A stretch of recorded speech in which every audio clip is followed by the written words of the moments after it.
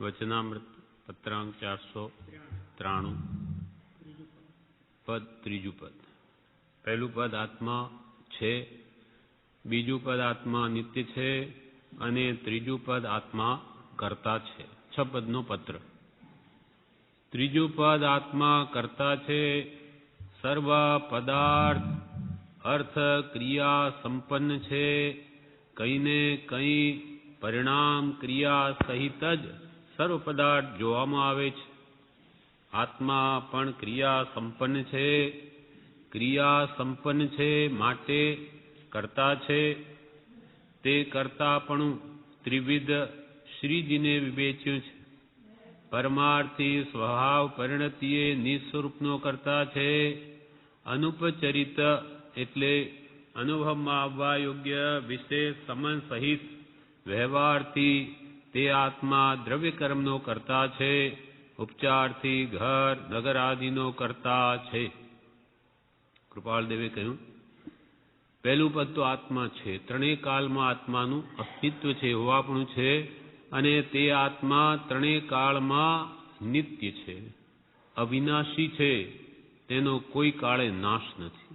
અનુત્પન્ન હોવાથી અવિનાશી છે. હવે તે આત્મા કર્મનો કર્તા છે. સ્વરૂપે શુદ્ધ નિશ્ચયને જોઈએ તો સ્વભાવનો જ કર્તા છે, પરંતુ અનાદિકાલથી અગૃહિત મિથ્યાત્વથી યુક્ત હોવાથી તે આત્મા વિભાવમાં પરિણમીને કર્મનો કર્તા બને છે. એટલે ત્રીજું પદ આત્મા કર્તા છે. વિસ્તારથી કૃપાલે એનો અર્થ સમજાવે છે. કેવી રીતે કરતા છે? તો કે સર્વ પદાર્થ અર્થ ક્રિયા સંપન્ન છે. સર્વ પદાર્થ જગતમાં રહેલા સર્વ પદાર્થો, સર્વ વસ્તુઓ ને અર્થ ક્રિયા છે. અર્થ ક્રિયા એટલે સર્વ પદાર્થોને પોતાનું કાર્ય એટલે અર્થ ક્રિયા છે. એટલે કે પરિણમનશીલ દરેક દ્રવ્યનો સ્વભાવ છે. દરેક દ્રવ્ય સમય સમયે સ્વભાવમાં અથવા પરભાવમાં વિભાવમાં પરિણમે, પણ પરિણમે અવશ્ય.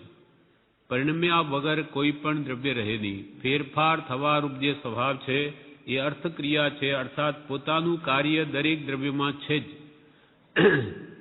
નિષ્ક્રિય નથી. પ્રત્યેક દ્રવ્ય સક્રિય છે.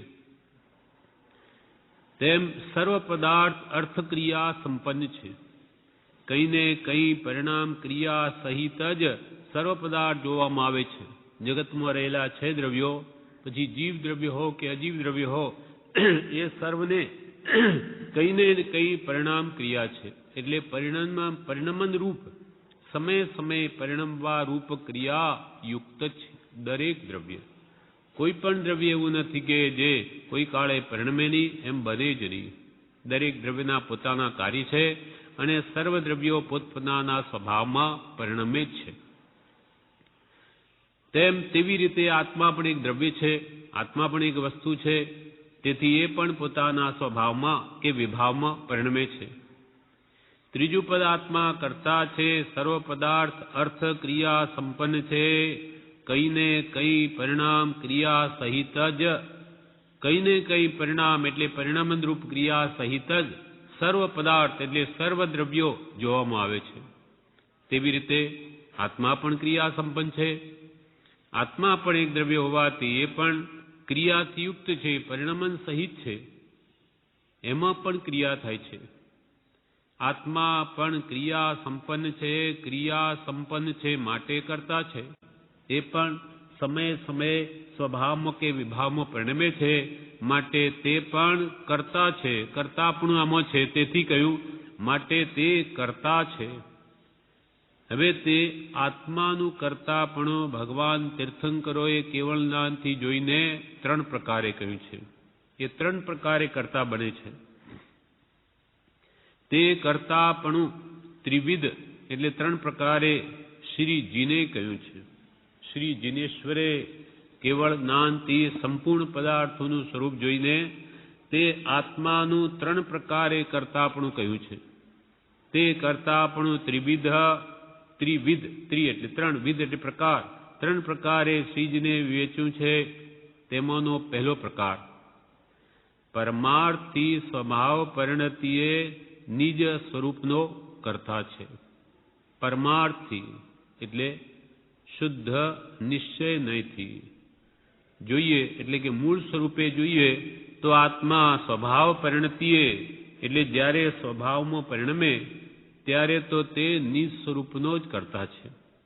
જ્યારે આત્મા પોતાના સહજાત્મ સ્વરૂપને પામે ત્યારે તે પોતાના સ્વસ્વરૂપનો જ કર્તા છે. એમાં જ સમય સમય પરિણમે છે. પરમાર્થી એટલે શુદ્ધ નિશ્ચય નહીંથી મૂળ સ્વરૂપે સ્વભાવ પરિણતિએ એટલે સ્વભાવમાં પરિણમે ત્યારે નિજ સ્વરૂપનો કર્તા છે. ત્યારે નિજ સ્વરૂપનો કર્તા બને છે. પણ આ પહેલો પ્રકાર. બીજો પ્રકાર અનુપચરિત એટલે ઉપચાર માત્ર નહીં, કહેવા માત્ર જ નહીં, અનુપચરિત એટલે અનુભવમાં આવવા યોગ્ય વિશેષ સમાન સહિત વ્યવહારથી તે આત્મા દ્રવ્ય કર્મનો કર્તા છે.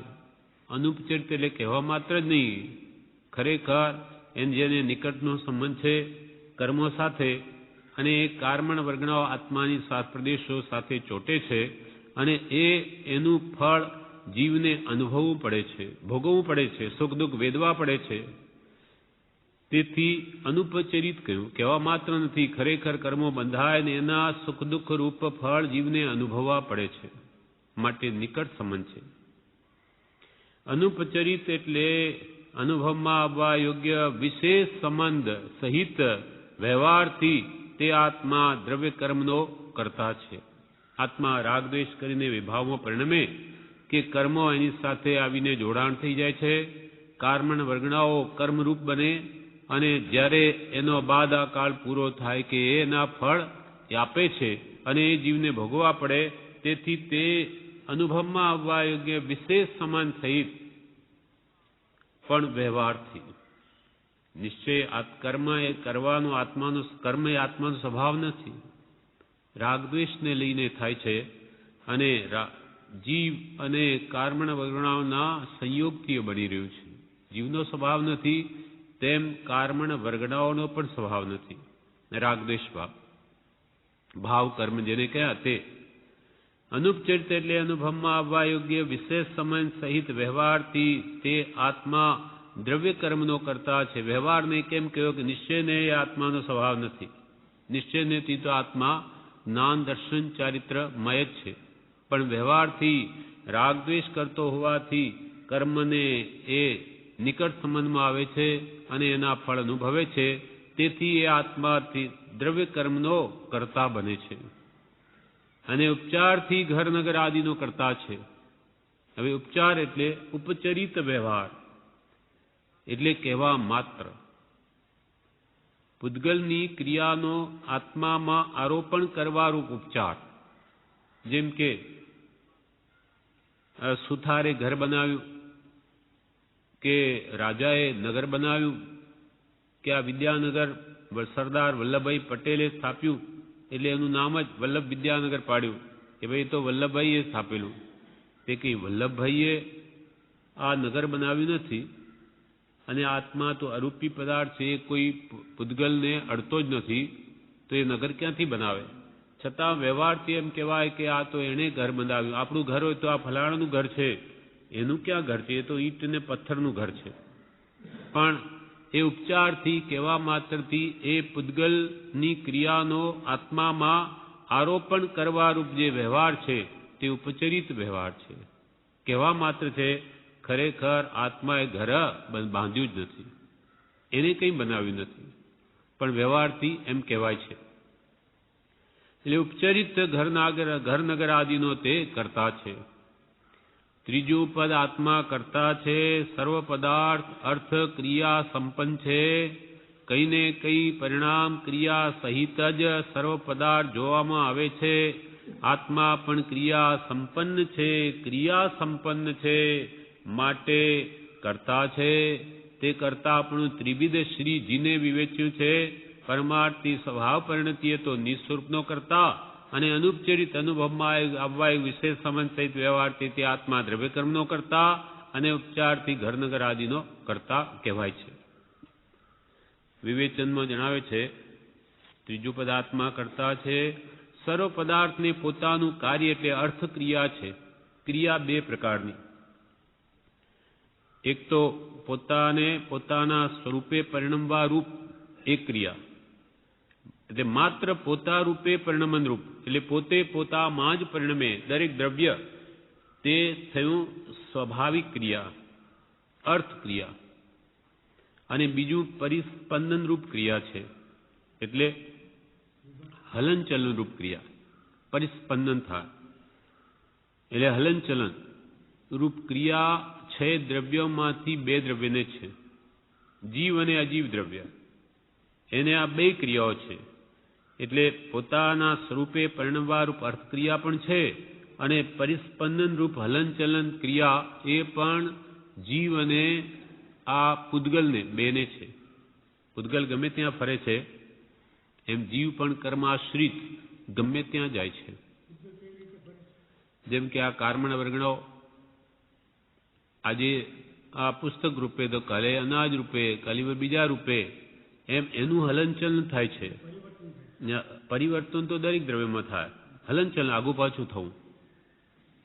જ્યારે ધર્માસ્તિકા છે, અધર્માસ્તિકા આકાશ કે કાળ દ્રવ્ય એ ક્યાંય જતા નથી, એ જ્યાં છે ત્યાં જ છે. અખંડ દ્રવ્ય છે, આકાશ અખંડ દ્રવ્ય છે. ધર્માસ્તિકા, અધર્માસ્તિકા અને કાળ, આ બધા દ્રવ્યો કાળાનું છે એના, પણ એ સ્થિર છે, ક્યાંય જતા નથી. નિશ્ચય કાળ કાલાનુઓ આકાશના પ્રત્યેક પ્રદેશ એક એક કાલાનું રહેલો છે દિગંબર મત પ્રમાણે. એના આધારે આ વ્યવહાર કાળ ચાલે છે, પણ એ ત્યાંથી ખસે નહીં કોઈ દિવસ પણ.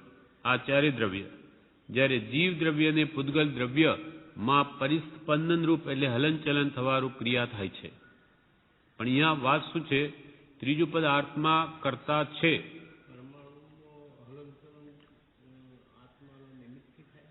ના, આમે એમાં થયા કરે છે. પૂદગલો ભેગા થાય ને પાછા એના સ્કંદ બને અને છૂટા પણ પડી જાય ને એ પોતે આપણે ભાવ કરીએ ત્યારે તો આપણી સાથે એ કર્મો આવીને ચોટે છે. એવો નિમિત્ત નૈમિત્તિક સંબંધ છે. જેમ કે લોખંડને લોહચુંબક લોખંડ પાસે આવે તો એને ખેંચે જ. એટલે ચુંબકમાં ખેંચવાનો ગુણ છે, લોડામાં ખેંચાવાનો ગુણ છે, લાકડું નહીં ખેંચાય, કેમ કે એમાં એક ગુણ નથી. તેમ આત્મા રાગદ્વેષ રૂપ ભાવ કરે કે ઓટોમેટિક એ કર્મો ખેંચાઈને એની સાથે આવીને ચોટી જાય છે. તેથી કર્મો આવ્યા, હલનચલન થયું, પાછા છૂટા પડ્યા. પણ આમી પૂદગલો, અનંતા પૂદગલો જે વિશ્વમાં છે એ આપોઆપ ભેગાઈ થાય છે, છૂટા પડે છે, એમ થયા જ કરે છે. જીવ જ્યાં સુધી વિભાવમાં છે ત્યારે આજે આપણે આ ગતિમાં, કાલે જગતના કોઈ બીજા ખૂણામાં જઈશું. જીવ આપણો તો અસંખ્યાત પ્રદેશ, હમણાં એટલો જ આપણો આત્મા છે. એ કંઈ આખા વિશ્વમાં આજે વ્યાપેલો નથી. કેવલી સમુદ્ઘાત કરે ત્યારે એના પ્રદેશો સર્વત્ર વ્યાપે, પણ હમણાં આપણું અસ્તિત્વ એટલું જ આ શરીર પ્રમાણ. હવે એ આત્મા કર્મને આધીન દેવલોકમાં જાય, નરકમાં જાય, ઢોર પશુની યોનિમાં જાય, મહાવિદ્ય ક્ષેત્રમાં જાય. એ હલનચલન રૂપ ક્રિયા આ જીવ અને કર્મોને છે, કારમણ વર્ણ પૂદગલને, બાકી કોઈને નથી. પૂદગલ પરમાણુ ગમે ત્યાં હાલી ચાલી શકે છે, જાય છે, એવો એની ક્રિયા છે બીજી. અને જીવ પણ ધર્માસ્તિકા, અધર્માસ્તિકા, આકાશ અને કાળ દ્રવ્ય ક્યાંય જતા નથી. સર્વત્ર વ્યાપ્ત છે, પોતાના સ્વરૂપે અખંડ દ્રવ્ય છે. ધર્માસ્તિકા આખા જગતમાં વ્યાપ્ત છે, ત્રણેય લોકમાં, લોકાકાશમાં. અને અધર્માસ્તિકા દ્રવ્ય પણ આ લોકાકાશમાં વ્યાપ્ત છે, સર્વત્ર. જ્યાં જાઓ ત્યાં છે જ. આકાશ પણ જ્યાં જાઓ ત્યાં છે જ, અને કાળ પણ જ્યાં જાઓ ત્યાં છે જ. પણ જીવ, આપણો જીવ અહીંયા જ છે. આપણો જીવ બીજે બધે દેવલોકમાં છે, નરકમાં છે, આપણો નહીં. જીવો તો સર્વત્ર છે, પણ આપણો જીવ આપણી અહીંયા છે હમણાં. એમ જીવ અને પૂદગલ દ્રવ્યને બે ક્રિયા છે, જ્યારે બીજા દ્રવ્યોને માત્ર પોતપોતાના રૂપે પરિણમન રૂપ એક જ ક્રિયા છે. પણ સર્વ દ્રવ્ય અર્થ ક્રિયા સંપન્ન હોવાથી આત્મા પણ ક્રિયા સંપન્ન છે અને ક્રિયા કરે છે. માટે આ રાગવેશના ભાવરૂપ ક્રિયા કરે છે અને બંધાય છે અને એના ફળ એને ભોગવવા પડે છે. આના સંબંધિત અર્થમાં ઉપદેશ છાયામાં કૃપાલુ કહે છે કે 5 ઇન્દ્રિયોનો પોતપોતાનો સ્વભાવ છે. ચક્ષુનો દેખવાનો સ્વભાવ છે, તે દેખે છે. કાનનો સાંભળવાનો સ્વભાવ છે, તે સાંભળે છે. જીવનો સ્વાદ રસ લેવાનો સ્વભાવ છે, તે ખાટો ખારો સ્વાદ લે છે. શરીર સ્પર્શનનો સ્વભાવ સ્પર્શ કરવાનો છે, તે સ્પર્શે છે. એમ પ્રત્યેક ઇન્દ્રિય પોતપોતાનો સ્વભાવ કર્યા કરે છે. પાછી ઇન્દ્રિયો, આંખ જોવાનું કામ કરે, કાન સાંભળવાનું, જીભ ચાખવાનું, ખારું ખાટું, શરીર સ્પર્શવાનું, એમ દરેક ઇન્દ્રિય પોતપોતાનો સ્વભાવ કર્યા કરે છે. પણ આત્માનો ઉપયોગ એટલે આપણી ઇન્દ્રિયો આત્માને જોવા જાણવાનો ગુણ છે. એ જ્યાં સુધી આત્મા જુએ કે જાણે કોઈ દોષ નથી, એમાં કોઈ દોષ નથી. પણ જાણીને તે રૂપ પરિણમી જાય, આ સારું છે, આ ખોટું છે, આ મારું છે, આ તમારું છે, એમ તાદાત્મ્ય વૃત્તિ જ્યાં થઈ ગઈ ત્યાં કર્મ બંધાઈ જાય છે. જ્ઞાનીઓ પણ વિશ્વમાં જ હોય છે, તીર્થંકરો પણ આ જગતમાં જ હોય છે. જ્યારે સહયોગી કેવડી હોય દેહ સહિત પરમાત્મા, એ પણ ચાલે છે, બોલે છે, બધું કરે છે, પણ કોઈ તદ આત્મવૃત્તિ થતી નથી. તે રૂપ એમનો આત્મા થતો નથી. જેમ કે આપણે ટોપીના વિચાર કરતા હોઈએ તો કૃપાલ કે ટોપી રૂપ આત્મા થઈ જાય છે, તે મય થઈ જાય છે. એમ બીડી પીવાનું વ્યસન હોય તો બીડી મય બની જાય. એના સિવાય એની તલબ થઈ ગઈ કે એને પછી ચેન પડે નહીં. જ્યાં સુધી પાઈની બીડી, કૃપાલ કે તે વખતે 1 પાઈની 4 બીડી આવતી. હવે જો લાખ રૂપિયા કમાવનાર એવો બેરિસ્ટર હોય અને એને જો કામ કરતા બીડીની તલબ થઈ ગઈ, બીડી પીવાની ઈચ્છા થઈ ગઈ, હવે બીડી ન મળે ત્યાં સુધી એને ચેન પડે નહીં. વ્યસનને આધીન થઈ ગયો એનો આત્મા. એટલે લાખ રૂપિયા કમાવનારો કે 1000 રૂપિયા રોજ કમાવનારો એ બેરિસ્ટર હવે પૈસાની કિંમતનો થઈ ગયો. કેમ કે એનો આત્મા તન્મય થઈ ગયો. એ બીડી વગર એને ચેન નથી. એમ જે કાર્યમાં તન્મયપણું આવે છે ત્યાં જીવ કર્મ બાંધે છે.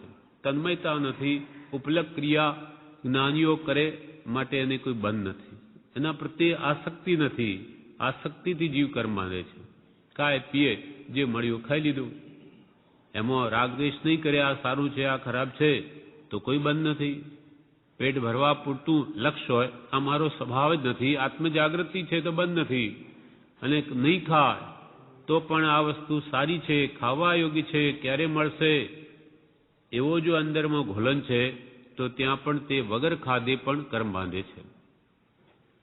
એટલે અહીંયા કૃપાલદેવ કહે છે 5 ઇન્દ્રિયો પોતપોતાનો સ્વભાવ છે. 5 ઇન્દ્રિયોનો પોતપોતાનો સ્વભાવ છે. ચક્ષુનો દેખવાનો સ્વભાવ છે, તે દેખે છે. કાનનો સાંભળવાનો સ્વભાવ છે, તે સાંભળે છે. જીભનો સ્વાદ રસ લેવાનો સ્વભાવ છે, તે ખાટો ખારો સ્વભાવ લે છે. શરીર સ્પર્શનનો સ્વભાવ સ્પર્શ કરવાનો છે, તે સ્પર્શે છે. એમ પ્રત્યેક ઇન્દ્રિય પોતપોતાનો સ્વભાવ કર્યા કરે છે. પણ આત્માનો ઉપયોગ તે રૂપ થઈ, તાદાત્મ્ય રૂપ થઈ, તેમાં હર્ષ વિષાદ કરે નહીં તો જીવ કર્મ બાંધે નહીં, તો કર્મ બંધ થાય નહીં. આપણે જ્ઞાનીમાં આ જ અંતર છે. એ ખાય પીએ, ખાતા છતાં ખાતા નથી, પીતા છતાં પીતા નથી, ભોગવતા છતાં ભોગવતા નથી. કેમ કે એ ક્રિયા કરવાનો જ્ઞાનીઓને ભાવ જ નથી, કરતા ભાવ નથી, માટે છૂટે છે. આ રહસ્ય છે. એ તાદાત્મ્ય વૃત્તિ જ્યાં થઈ, હર્ષ વિષાદ થયો કે જીવને કર્મબંધ અવશ્ય થાય. ઇન્દ્રિય રૂપ આત્મા થાય તો તે કર્મબંધનો હેતુ છે.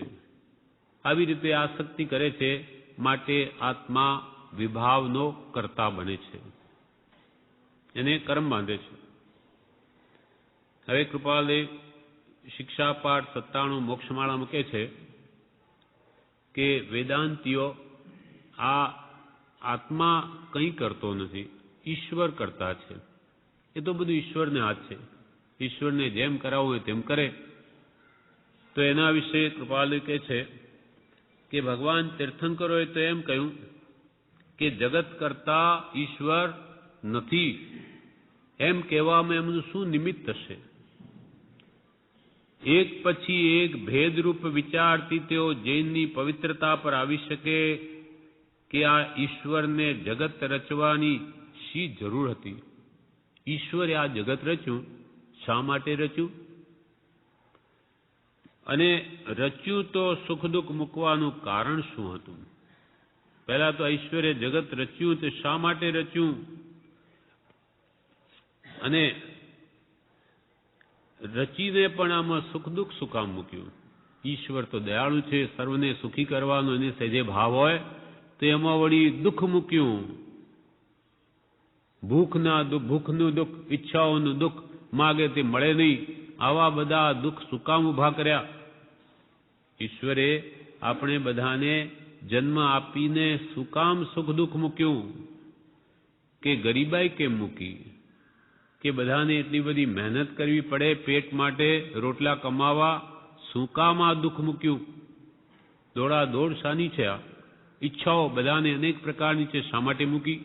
ઈશ્વર જ કરતા હોય, સર્વશક્તિમાન છે તો બધું આપી દે બધાને, એને શું છે? આપણે જૈન ભગવાન તીર્થંકરો તો એમ જ કહે છે, એટલે જ કહ્યું ત્રીજું પદ આત્મા કરતા છે, ઈશ્વર કરતા નથી. એટલે ભગવાને એ જ દલીલ કરી કે જે ઈશ્વર કરતા માને છે તેના માટે આ તર્ક મૂક્યા કે ભાઈ ઈશ્વરે આ જગતને રચ્યું તો શા માટે રચ્યું? પહેલા તો એને શું એવી અંદરથી તલપ આવી ગઈ આ જગતને રચી દો? અને વળી રચ્યું તો આ બધું આ ક્યાં પડ્યું હતું? પહેલા જગત જ નહોતું તો આ રો મટીરિયલ ક્યાં હતું? આ કાચો માલ એટલો બધો આખો વિશ્વને રચવાનો પડ્યો ક્યાં હતો? કોઈ સ્થાન જ નહોતું પહેલા આ વિશ્વમાં, આ બધો ક્યાં હતો? અને રચીને પણ સર્વશક્તિમાન એવા ઈશ્વરે આ સુખ દુઃખ જીવોમાં શું કામ મૂક્યું? એ તો દયાળુ છે. એક બાપના 5 દીકરા હોય તો બધાને એક સરખી દ્રષ્ટિથી જોઈએ, બધાને સુખી કરે. તો ઈશ્વરે આ જગત રચીને કોઈને ગરીબ બનાવી દીધા, કોઈને તવંગર બના, 7 પેઢી સુધી ન ખૂટે એટલું એકને આપી દીધું, અને એક બિચારો ભૂખે મરે એવું તો મા બાપ પણ નહીં કરે. તો આ જગત પર પ્રત્યે અનંત પ્રેમ દયાળુ ઈશ્વર એ શું કામ એવું દુઃખ મૂક્યું?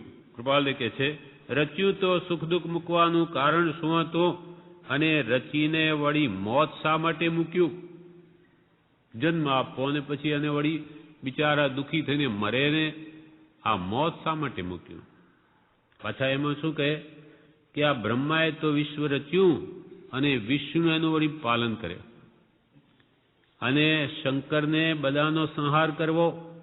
આ ત્રણેય દેવો મહાન થઈ અને એટલી બધી ઉપાધિ વળી લીધી. સીધા બેઠા હતા તેમાં વળી આ કુંભારનું કામ હાથમાં લીધું, રચવાનું. માટલા બનાવે ને, હા, ત્રણેય. એટલે બ્રહ્માએ આ ત્રીજો મારે, સંહાર કરે.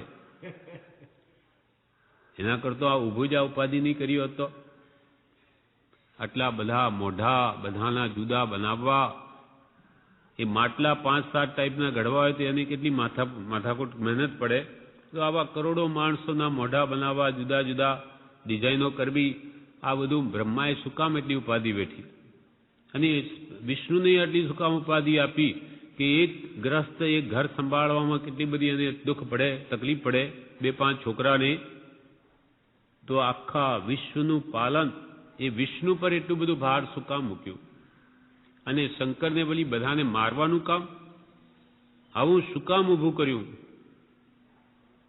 અગર એટલી પણ દયામાં નથી, બધાને મારવાનો ભાવ છે, તો ઈશ્વર દયાળુ નથી. અને દયાળુ નથી તો એ પૂજ્ય ક્યાં છે? એ પૂજવા યોગ્ય જ નથી. એમ રચ્યું તો સુખ દુઃખ મૂકવાનું કારણ શું હતું? રચીને મોત શા માટે મૂક્યો? અને એ તો કે ઈશ્વરે આ તો લીલા કરી છે. તો કે લીલા બતાવી કોને હતી? અહીંયા કોઈ હતું જ નહીં. તો આ જગતને રચીને આ લીલા ઈશ્વરે કોને બતાવી હતી? એ લીલા બતાવી કોને હતી? અને રચ્યું તો કયા કર્મથી રચ્યું? એવો ઈશ્વરને કયા કર્મનો ઉદય આવી ગયો કે એને એવી ઈચ્છા થઈ કે આખું જગત રચી દીધું? એટલે ઈશ્વર પણ કર્મ સહિત છે, ઈચ્છાથી સહિત છે. તો ઈચ્છાથી સહિત એ ઈશ્વર પણ દુઃખી જ છે. ઈચ્છા માત્ર દુઃખ છે. હે જીવ ક્યાં ઈચ્છા હવે હે ઈચ્છા દુઃખ મૂળ. હવે દુઃખનું મૂળ એવી ઈચ્છા જગતને રચવાની જો ઈશ્વરને થઈ તો ઈશ્વર પણ બિચારો દુઃખી જ હતો. એને પણ આજે આ ઈચ્છા થઈ, કાલે વળી બીજી ઈચ્છા થશે. માટે એ પણ ઈચ્છા રહિત નથી, માટે એ દુઃખી છે. રચ્યું તો કયા કર્મથી રચ્યું? અને તે પહેલા રચવાની ઈચ્છા કાં નહોતી? આ જગત રચ્યું એ પહેલા જે અનાદિકાળથી ઈશ્વર હોય તો એને જગત રચવાની ઈચ્છા કેમ નહીં થઈ અનંતકાળ પહેલા? ઈશ્વર કોણ? જગતના પદાર્થ કોણ અને ઈચ્છા કોણ? રચ્યું તો જગતમાં એક જ ધર્મનું પ્રવર્તન રાખવું હતું. ઈશ્વર કોણ છે? તો કે એ તો સર્વશક્તિમાન છે. તો એ શું દર્શન ના આપી શકે? આપણને આવીને બતાવીને કહી ન શકે કે જુઓ આ મેં બધા તમને સર્જન કર્યા છે, હું તમારો બાપ છું, બધાને જન્મ આપનાર તો હું છું, માટે મને ભજો? અથવા આ જાણો કે હું તમારો સર્જનહાર છું. કેમ એને બીક લાગે છે બધાને દર્શન આપતા? ઈશ્વર કોણ? જગતના પદાર્થ કોણ? આ બધા પદાર્થો શું, ક્યાં હતા, ક્યાંથી લાવ્યા? અને ઈચ્છા કોણ? આ ઈચ્છા શું છે જે ઈશ્વરને પણ પજવે છે? અને રચ્યું તો જગતમાં એક જ ધર્મનું પ્રવર્તન રાખવું હતું. એણે ઈશ્વરે આખું જગત રચ્યું અને એમાં પાછા જુદા જુદા ધર્મો, એટલે એકબીજાની વિરુદ્ધ, એકબીજાની વિપરીત પ્રવર્તે, એમાં આવા ઝઘડાના કારણ ઊભા શું કામ કર્યા? કૃપાલદેવ લખે છે, રચ્યું તો જગતમાં એક જ ધર્મનું પ્રવર્તન રાખવું હતું. આમ ભ્રમણામાં નાખવાની અવશ્ય શી હતી? આમ જીવોને ભ્રમમાં નાખવાની કે આ વેદાંતી સાચો ધર્મ કે જૈન ધર્મ કે બૌદ્ધ ધર્મ કે કયો ધર્મ સાચો? આવું જીવોને ભ્રાંતિમાં ભ્રમણામાં નાખવાની શી જરૂર હતી? કદાપી એ બધું માનો કે એ બિચારાની ભૂલ થઈ. બિચારો કૃપાલ કે માની લો કે બિચારા ઈશ્વરની ભૂલ થઈ ગઈ. શું કરે? એને હવે ધર્મો બધા મૂકી દીધા, સુખ દુઃખ મૂકી દીધા. કદાપી એ બધું માનો કે બિચારાની ભૂલ થઈ હશે, ક્ષમા કરીએ, ઈશ્વરને આપણે ક્ષમા કરીએ. પણ એવું દોડ ડાહપણ ક્યાંથી સૂજ્યું કે એને જ મૂળથી ઉખેડનાર એવા મહાવીર જેવા પુરુષોને જન્મ આપ્યો? એવું દોડ ડાહપણ ઈશ્વરને ક્યાંથી સૂજ્યું કે જેણે આવા મહાવીર ભગવાન, જેને ભગવાન કે જગત, એ મહાવીર જેવાને જ ઉત્પન્ન કરી દીધા. હા, એના જ વિરોધ, એના જ પગમાં કુહાડો મારે એવા મહાવીર જેવા પુરુષોને જન્મ આપ્યો. એના કહેલા દર્શનને જગતમાં વિદ્યમાનતા આપી. ભગવાને જે મહાવીર સ્વામીએ ધર્મ સ્થાપ્યો કે જગત કરતા ઈશ્વર નથી, એને કેમ માન્યતા આપી? ઈશ્વર સર્વશક્તિમાન છે, એને પહેલા મારી નાખવો જોઈએ કે આવું કરે, મેં તને સર્જન આપ્યું, તું મને જ ઉખેડી નાખે? નહીં, તારો ધર્મ શું, તને જ રહેવાની દઉં. કેમ ઈશ્વર શક્તિમાન નથી કે એવા મહાવીરને એને તરત જ પાછો લઈ લે? એના કહેલા દર્શનને જગતમાં વિદ્યમાનતા આપી. પોતાના પગ પર હાથે કરીને કુહાડો મારવાની એને શી જરૂર હતી?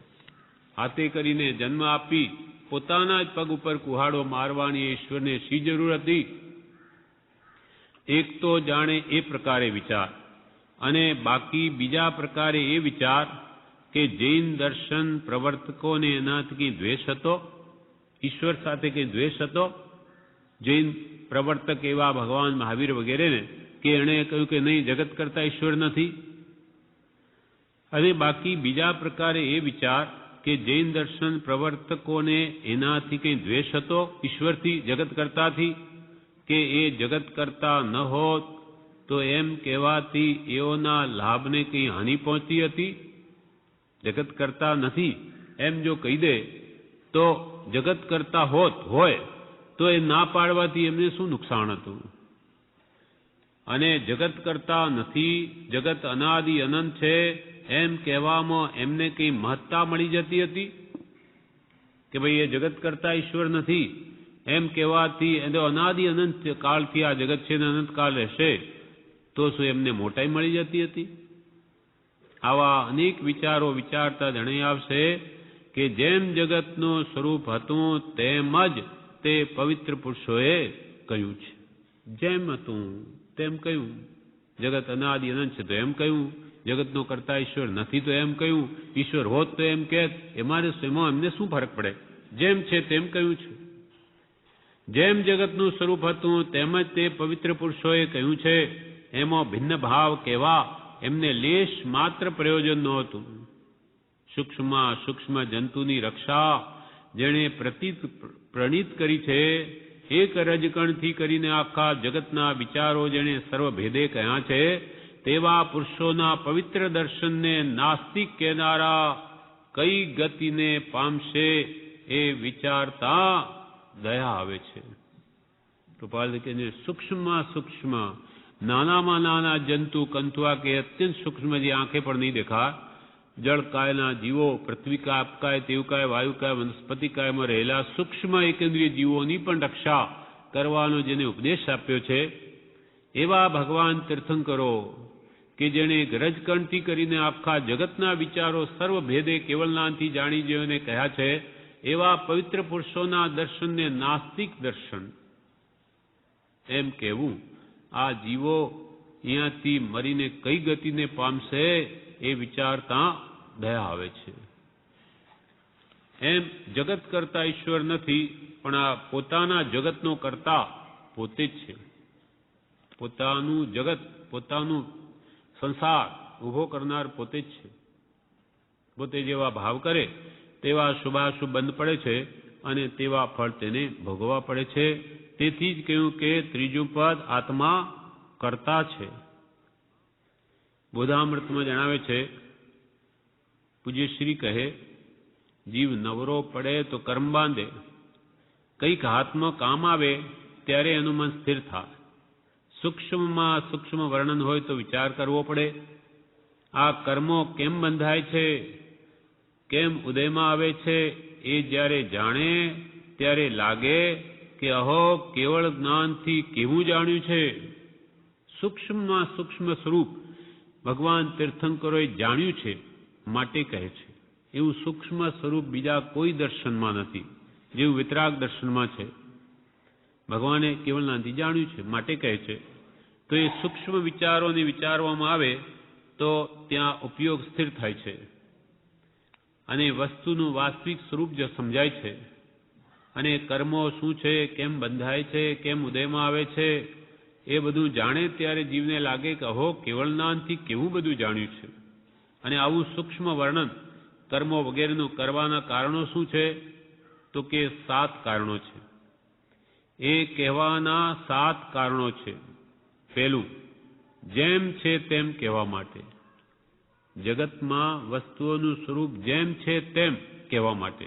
બીજું કારણ, તે વસ્તુઓના વિચાર કરવા માટે. જેઓ વિચારે કે આ વિશ્વ શું છે, હું કોણ છું, મારું કર્તવ્ય શું છે, હું શું કરી રહ્યો છું, શું કરવા યોગ્ય છે વગેરે વિચાર જન્મે તેના માટે એ બધું કહ્યું છે. ત્રીજું, તે વસ્તુની માન્યતા કરવા માટે. જેમ છે તેમ પદાર્થના સ્વરૂપને જાણવા માટે પછી માનવા માટે કહ્યું છે. ચોથું, સમ્યક્ત થવા માટે, શ્રદ્ધવા માટે. પાંચમું, જીવદયા પાળવા માટે. જીવો ક્યાં ક્યાં રહેલા છે એમ આપણા ચર્મચક્ષુથી ઘણું બધું નથી જણાતું, એ જાણે તેથી જીવોની દયા પાળે. દયા શા માટે પાળે? તેથી જીવ કર્મથી બંધાય નહીં, એટલે પાંચમું જીવદયા પાળવા માટે. છઠ્ઠું, જ્ઞાન થવા માટે, આત્મજ્ઞાન થવા માટે, સર્વ પદાર્થનો જાણીને પોતાનું ભેદ જ્ઞાન થવા માટે. અને સાતમું, દોષો ટાળી મુક્ત થવા માટે. આ જીવ અજ્ઞાનથી અનંત દોષ કરે છે, તે જાણીને દોષોથી મુક્ત થાય એના માટે કહ્યું છે. આમ 7 કારણોને લઈને ભગવાને ઉપદેશ કર્યો છે કે જીવો કેમ કર્મબંધા બાંધે છે ને કેમ છોડવા એનો ઉપાય જણાવ્યો છે. જીવ બધા કર્મ બંધનથી મુક્ત થાય તેને માટે બધા વર્ણનો છે. બધા વર્ણનો ભગવાને કર્યા શા માટે? તો કે જીવ સર્વ કર્મથી મુક્ત થઈ સ્વભાવમાં આવી વિભાવથી મુકાઈ જઈ સર્વકાળ માટે આત્મા સુખી થાય એના માટે કહ્યું છે. તેથી કહ્યું કે ત્રીજું પદ આત્મા કરતા છે. પછી કરતા છે માટે ભોગતા છે એ જણાવશે. આત્મા કર્મનો કરતા નહીં બને તો એને સુખ દુઃખનો ભોગતા પણ નહીં થાય. કરે છે માટે ભોગવવું પડે છે. પ્રશ્ન: કર્મ સાથી આવ્યા? ઉત્તર: પોતે બોલાવ્યા તેથી આવ્યા, માટે ભોગવવા તો પડશે જ. કર્મો એ કાર્મણ વર્ગણાઓ છે, સર્વત્ર રહેલી, એ મારા આત્માની સાથે કેમ ચોટી? તો કે તે બોલાવી માટે. તે પર પદાર્થમાં રાગ કર્યો, કોઈમાં દ્વેષ કર્યો, કશાય ભાવો કર્યા, આત્માને અનેક આવો ભાવોથી એમાં સ્પંદન કર્યું, હલનચલન, એટલે એ કંપન કરીને આત્મા પ્રદેશમાં કંપન લાવ્યું, માટે કર્મ બંધાયા. તું સ્થિર રહે સ્વભાવમાં તો કર્મ કોઈ દિવસ આવીને નહીં વળગે. ભગવાન તીર્થંકરો કેવળ નાનીઓ પણ અહીંયા જ રહે છે, પણ એ રાગ દ્વેષ કરતા નથી, માટે કર્મો કર્મણ વર્ગણાઓ એને કાંઈ જ કરતી નથી, કંઈ કરી શકે જ નહીં. તેમ અહીંયા કે છે કર્મ સાથી આવ્યા, તો કે પોતે બોલાવ્યા તેથી આવ્યા, માટે ભોગવવા તો પડશે જ.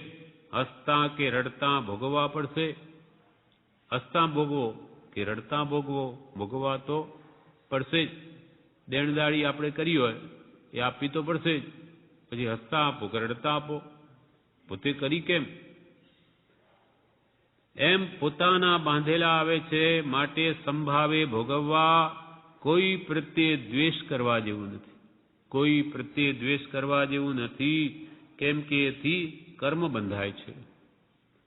આવા પ્રસંગોમાં પોતાનો વાંક જોવો. પોતાને કર્મનો ઉદય આવ્યો હોય, કંઈ દુઃખના પ્રસંગો થયા હોય, તો આમાં જ્ઞાની પુરુષો કે પોતાનો વાંક જોવો. આમાં મારો જ વાંક છે. આ મને ગાળ દે છે, મેં એનું કંઈ બગાડ્યું છે. આ ભમો તો આગલા ભમો, આ મને દુઃખ આપે એ મારા જ કર્મનું ફળ છે, બીજાને કેમ નથી કરતો? એ મારો જ દોષ છે. એમ કરીને કે છે આવા પ્રસંગોમાં પોતાનો વાંક જોવો. કર્મ બાંધેલું હોય તે ગમે ત્યારે ફૂટી નીકળે છે. કર્મ ઉદયમાં આવે ત્યારે કેમ ભોગવવા એ શીખવાનું છે. કર્મ તો આવશે જ, પણ કર્મ ઉદયમાં આવીએ અને કેમ ભોગવવા તે કળા છે, એ શીખવાની છે. જીવો કંટાળે છે, કંટાળો એ છૂટવાનો રસ્તો નથી. કંટાળે મને ક્યાં આવ્યું આ, એમ કંઈ કંટાળવાથી એ કર્મ છૂટી ન જાય. મન તો કામ કર્યા જ કરે છે. જો આત્મામાં રહે તો આત્માનું કરે. ફિકર ચિંતા એ કર્મનું કારણ છે. મને આ દુઃખ કેમ આવ્યું, મેં શું બગાડ્યું છે, એમ કરીને ગાયા કરે, આર્ધ્યાન કર્યા કરે, કર્મ જાય નહીં. આવ્યું છે મારું જ બાંધેલું છે, ક્ષમતા રાખો, આપણે ભોગવવાનું છે. એમ કરીને આવી કળા જે શીખી લે તો આવેલા કર્મબંધો ચાલ્યા જાય છે, એ જવા જ આવે છે. પ્રારબ્ધ ક્યાં રહેવાનું છે? હા, હા, અનાદિથી છે. હા, એટલે જ આ ટાઈમ જાય છે. અનાદિકાળથી કે જે કર્મ વળગેલા છે એટલે જ દૂર કરવામાં જોર પડે છે.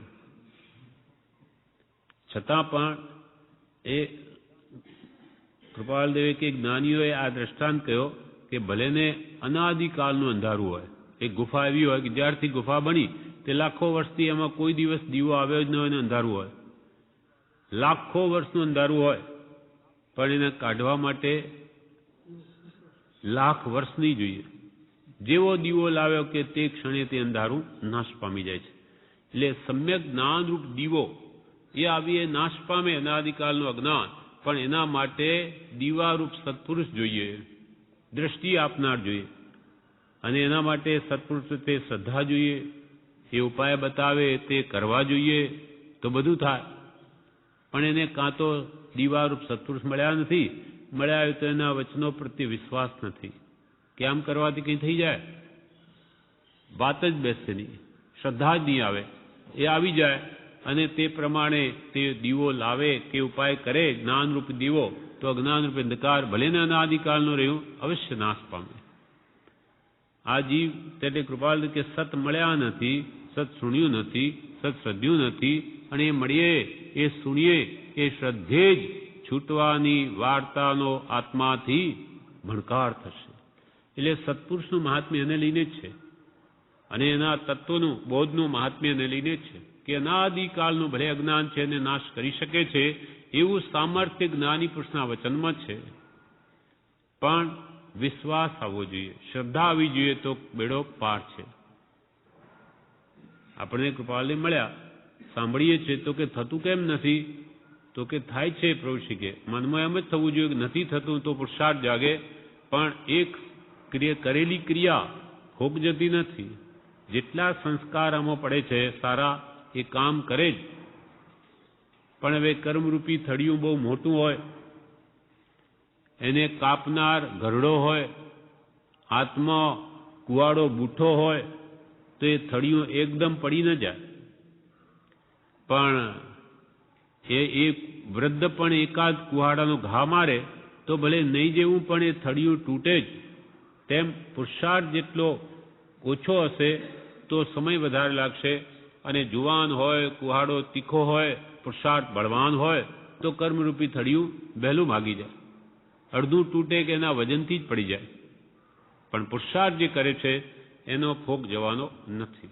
એટલે જો ઈચ્છો પરમાર્થ તો કરો, સત્ય પુરુષાર્થ ભવસ્થિતિ આદિ નામ લઈ છેદો નહીં આત્માર્થ. જે સત્પુરુષની આજ્ઞા પ્રમાણે ચાલશે એનું કામ અવશ્ય થશે. એટલે ત્રીજું પદ આત્મા કરતા છે. એ કરતા પદની પણ શંકા હતી. કોને? ગૌતમ સ્વામીના ભાઈ અગ્નિભૂતિને. હવે અગ્નિભૂતિ એ એમ જાણ્યું કે મારો ભાઈ ગૌતમને કોઈ 3 ભુવનમાં જીતી શકે એવો નથી, અને કોઈ ઇન્દ્રજાળિયો એવો આવીને કપટથી મારા ભાઈને છેતરી ગયો. એટલે ભગવાન મહાવીર એણે કે છેતરી લીધા એવો કોણ છે? એટલે એ પણ પોતાના 500 શિષ્યોને લઈને ત્યાં જાય છે. અને અગ્નિભૂતિ જ્યારે ભગવાન પાસે આવ્યો તે વખતે ભગવાન બોલ્યા કે હે ગૌતમ અગ્નિભૂતિ આવ.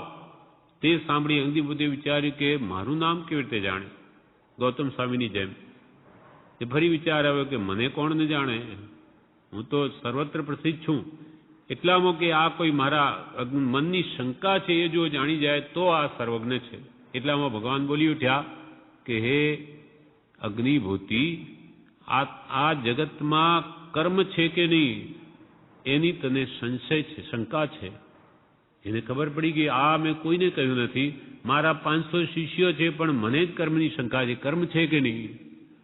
કર્મ એટલે કાર્ય જે આપણે કર્યા હોય તેને આગલા ભાવના કામોને આ ભાવમાં કર્મ કહીએ છીએ, એ છે કે નહીં એ જ એને શંકા હતી. પછી ભગવાને કહ્યું કે જો દેવ, મનુષ્ય, તિર્યંચ, નારકી, રાજા અને રંકપણારૂપ જે વિચિત્રપણું જગતમાં દેખાય છે એ કર્મનું ફળ છે. કર્મો સૂક્ષ્મ છે, દ્રષ્ટિગોચર થતા નથી, પણ એના ફળો ગરીબાઈ કે રાજાપણું કે અનેક પ્રકારની આ ઢોર અવસ્થા કે કાગડા કૂતરાની અવસ્થા, મનુષ્ય, સ્ત્રી, પર્યાય વગેરે એ બધા કર્મના ફળ છે. અને એને હું બધું જોઈ રહ્યો છું. આ સાને લઈને કયા કર્મથી થઈ રહ્યા એ ભગવાન મહાવીરે કહ્યું કે એ બધું હું જોઈ રહ્યો છું. જેમ તારા અંતરમાં રહેલા ભાવોને મેં જાણ્યા તેમ કર્મો કેવી રીતે છે એ કારણ વર્ગણાઓને પણ હું જોઈ રહ્યો છું. પણ તારી શંકા જે ઊભી થઈ છે એ મિથ્યા છે. તને એમ થાય છે, ભગવાને કહ્યું કે જો કર્મો હોય તો કુંભકાર જે ઘડાને બનાવનાર છે એ જેમ બનાવે તેમ દેખાતો કેમ નથી? પણ તારી આવી શંકા તદ્દન અસત્ય છે. કેમ કે અરૂપી છતાં જગતને સર્જે છે તો તેને શરીરાદિકના અભાવને લીધે જગતને સર્જવાનું સામર્થ્ય ક્યાંથી હોય? ઈશ્વર જો જગતનો કરતા હોય તો કાં તો એ રૂપી હોય, અને રૂપી હોય તો એ ઘડાને બનાવનાર કુંભકારની જેમ આપણને દેખાય, તું જો ઈશ્વરને જગત કરતા માનતો હોય તો.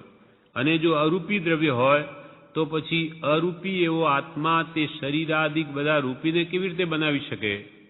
માટે તારી માન્યતા મિથ્યા છે એવો સંશય. વળી હે અગ્નિભૂતિ, તારા મનનો સંશય મેં જાણ્યો. તેમ જ્ઞાનાવરણ્યાદિ 8 કર્મોને પ્રત્યક્ષ જોઉં છું.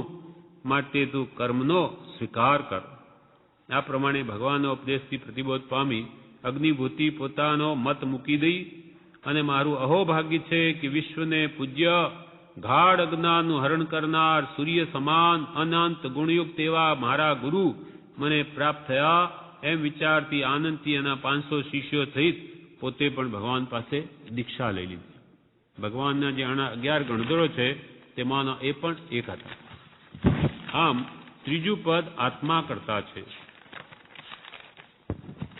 અને કરતાપણું 3 પ્રકારે જે કહ્યું, પરમાર્થી એટલે નિશ્ચયથી કર્મ તરફ નજર નહીં દેતા આત્મા શું કરે છે એમ વિચારીએ તો આત્મા પોતાના સ્વભાવમાં શુદ્ધ જ્ઞાન દર્શન માત્ર જાણવા દેખવાના કામો પ્રવર્તે છે એમ જણાય. તેથી તે પોતાના સ્વરૂપનો જ કરતા કહેવાય છે સ્વભાવે નિશ્ચયને. અને વ્યવહારથી તે શુદ્ધ ભાવે આત્મા જ્યારે નહીં પ્રવર્તે, અશુભ શુભ ભાવ શુભ કે અશુભ ભાવોમાં જ્યારે વર્તે, તે જેમ ચીકણા હાથ હોય તો ધૂળ ચોંટે તેમ રાગદ્વેષ ન પ્રવર્તે. તેથી શુભ અશુભ ભાવને લઈને તે પુણ્ય કે પાપ રૂપ કર્મ બાંધે છે અને કર્મો આવીને વળગે છે. નાના વડ્યાદી 8 કર્મોનો ત્યારે તે કરતા કહેવાય છે. આ બીજા પ્રકારે જીવનો કરતા કયો એમ શાસ્ત્રમાં આ પ્રમાણે વર્ણન છે કે અનુપચરિત એટલે અનુભવમાં આવવા યોગ્ય વિશેષ સંબંધ સહિત તે કર્મોનો હોવાથી તેને કર્મનો કરતા વ્યવહારની અપેક્ષા કહેવાય છે. અને ત્રીજા પ્રકારે તે જીવ કર્મનો કરતા કહેવાય છે. જેમ કે સુથારે ઘર બાંધ્યું, રાજાએ નગર વસાવ્યું. આ કર્મ કે ક્રિયાની સાથે જીવને 8 કર્મની પેટે નિકટ સંબંધ નથી. જેમ કર્મોને આત્માને નિકટ સંબંધ છે તેમ આ ઘર કે નગરને આત્માની સાથે નિકટ સંબંધ નથી. તેથી અનુપચરિતને બદલે ઉપચારથી કહેવા માત્ર તે ઘર નગર આદિનો કરતા કહેવાય છે. 8 કર્મની પેઠે વિશેષ સંબંધ રૂપે આ બધા કામ અનુભવમાં આવવા યોગ્ય નથી. 8 કર્મો જે ફળ આપીને એને સુખ દુઃખનો વેદન આપે, અનુભવમાં આવે, તેવી રીતે આ મકાન કે દુકાન કે એને આવી રીતે નિકટ સંબંધમાં આવીને એને સુખ દુઃખના કારણ થતા નથી. માટે ઉપચરિત એટલે કહેવા માત્ર. હા, ઉપચરિત એક જ ઉપચરિત. હા, ઉપચારથી કહો કે ઉપચરિત કહો. માટે તે વ્યવહારને ઉપચરિત કે ઉપચાર કહ્યો છે. ઉપચાર કહો કે ઉપચરિત કહો, ઉપચાર વડે થયું તે ઉપચરિત. માટે તે વ્યવહારને ઉપચરિત કે ઉપચાર કહ્યો છે. એ શાસ્ત્રીય નામો છે. પત્રાંક 493 6 પદનો પત્ર. ચોથું પદ આત્મા ભોગતા છે. ચોથું પદ આત્મા ભોગતા છે. જે કંઈ ક્રિયા છે તે સર્વ સફળ છે, નિરર્થક નથી. જે કંઈ પણ કરવામાં આવે તેનું ફળ ભોગવવામાં આવે એવો પ્રત્યક્ષ અનુભવ છે. વિષ ખાવાથી વિષનું ફળ, સાકર ખાવાથી સાકરનું ફળ, અગ્નિ સ્પર્શથી તે અગ્નિ સ્પર્શનું ફળ, હિમને સ્પર્શ કરવાથી હિમ સ્પર્શનું જેમ ફળ થયા વિના રહેતું નથી, તેમ કષાયાદિ કે અકષાયાદિ જે કંઈ પણ પરિણામે આત્મા પ્રવર્તે તેનું ફળ પણ થવા યોગ્ય છે અને તે થાય છે. તે ક્રિયાનો આત્મા કરતા હોવાથી ભોગતા છે. કૃપાળદેવ કહે છે, જેમ ત્રીજું પદ આત્મા કરતા છે, માટે ચોથું પદ આત્મા ભોગતા છે. જે પ્રકારની ક્રિયા જીવ કરે તેના ફળ તેને અવશ્ય ભોગવવા જ પડે છે. ચોથું પદ આત્મા ભોગતા છે. જે કંઈ ક્રિયા છે તે સર્વ સફળ છે. શુભ કે અશુભ જે પ્રકારની ક્રિયા જીવ કરે તેનું ફળ અવશ્ય તેને મળે જ એવો નિયમ છે. જે કંઈ ક્રિયા છે તે સર્વ સફળ છે, નિરર્થક નથી. કોઈ પણ નિરર્થક નથી, ફળ વગરની નથી. જે કંઈ પણ કરવામાં આવે તેનું ફળ ભોગવવામાં આવે એવો પ્રત્યક્ષ અનુભવ છે. જે કંઈ પણ કરવામાં આવે તેનું ફળ ભોગવવામાં આવે એવો પ્રત્યક્ષ અનુભવ છે. જે કંઈ પણ કરીએ તેનું ફળ આવે જ એવો પ્રત્યેક જીવને અનુભવ છે. એના દ્રષ્ટાંત કૃપાલદેવ કહે છે, વિષ ખાધાથી વિષનું ફળ. કોઈ ઝેર ખાય તો મરે, કેમ કે એનું પરિણામ છે, એનું ફળ છે. વિષ ખાધાથી વિષનું ફળ, સાકર ખાવાથી સાકરનું ફળ. કોઈ સાકર ખાય તો મીઠી લાગે જ. તેમ અગ્નિ સ્પર્શથી તે અગ્નિ સ્પર્શનું ફળ. કોઈ અગ્નિને સ્પર્શે તો દાઝે જ.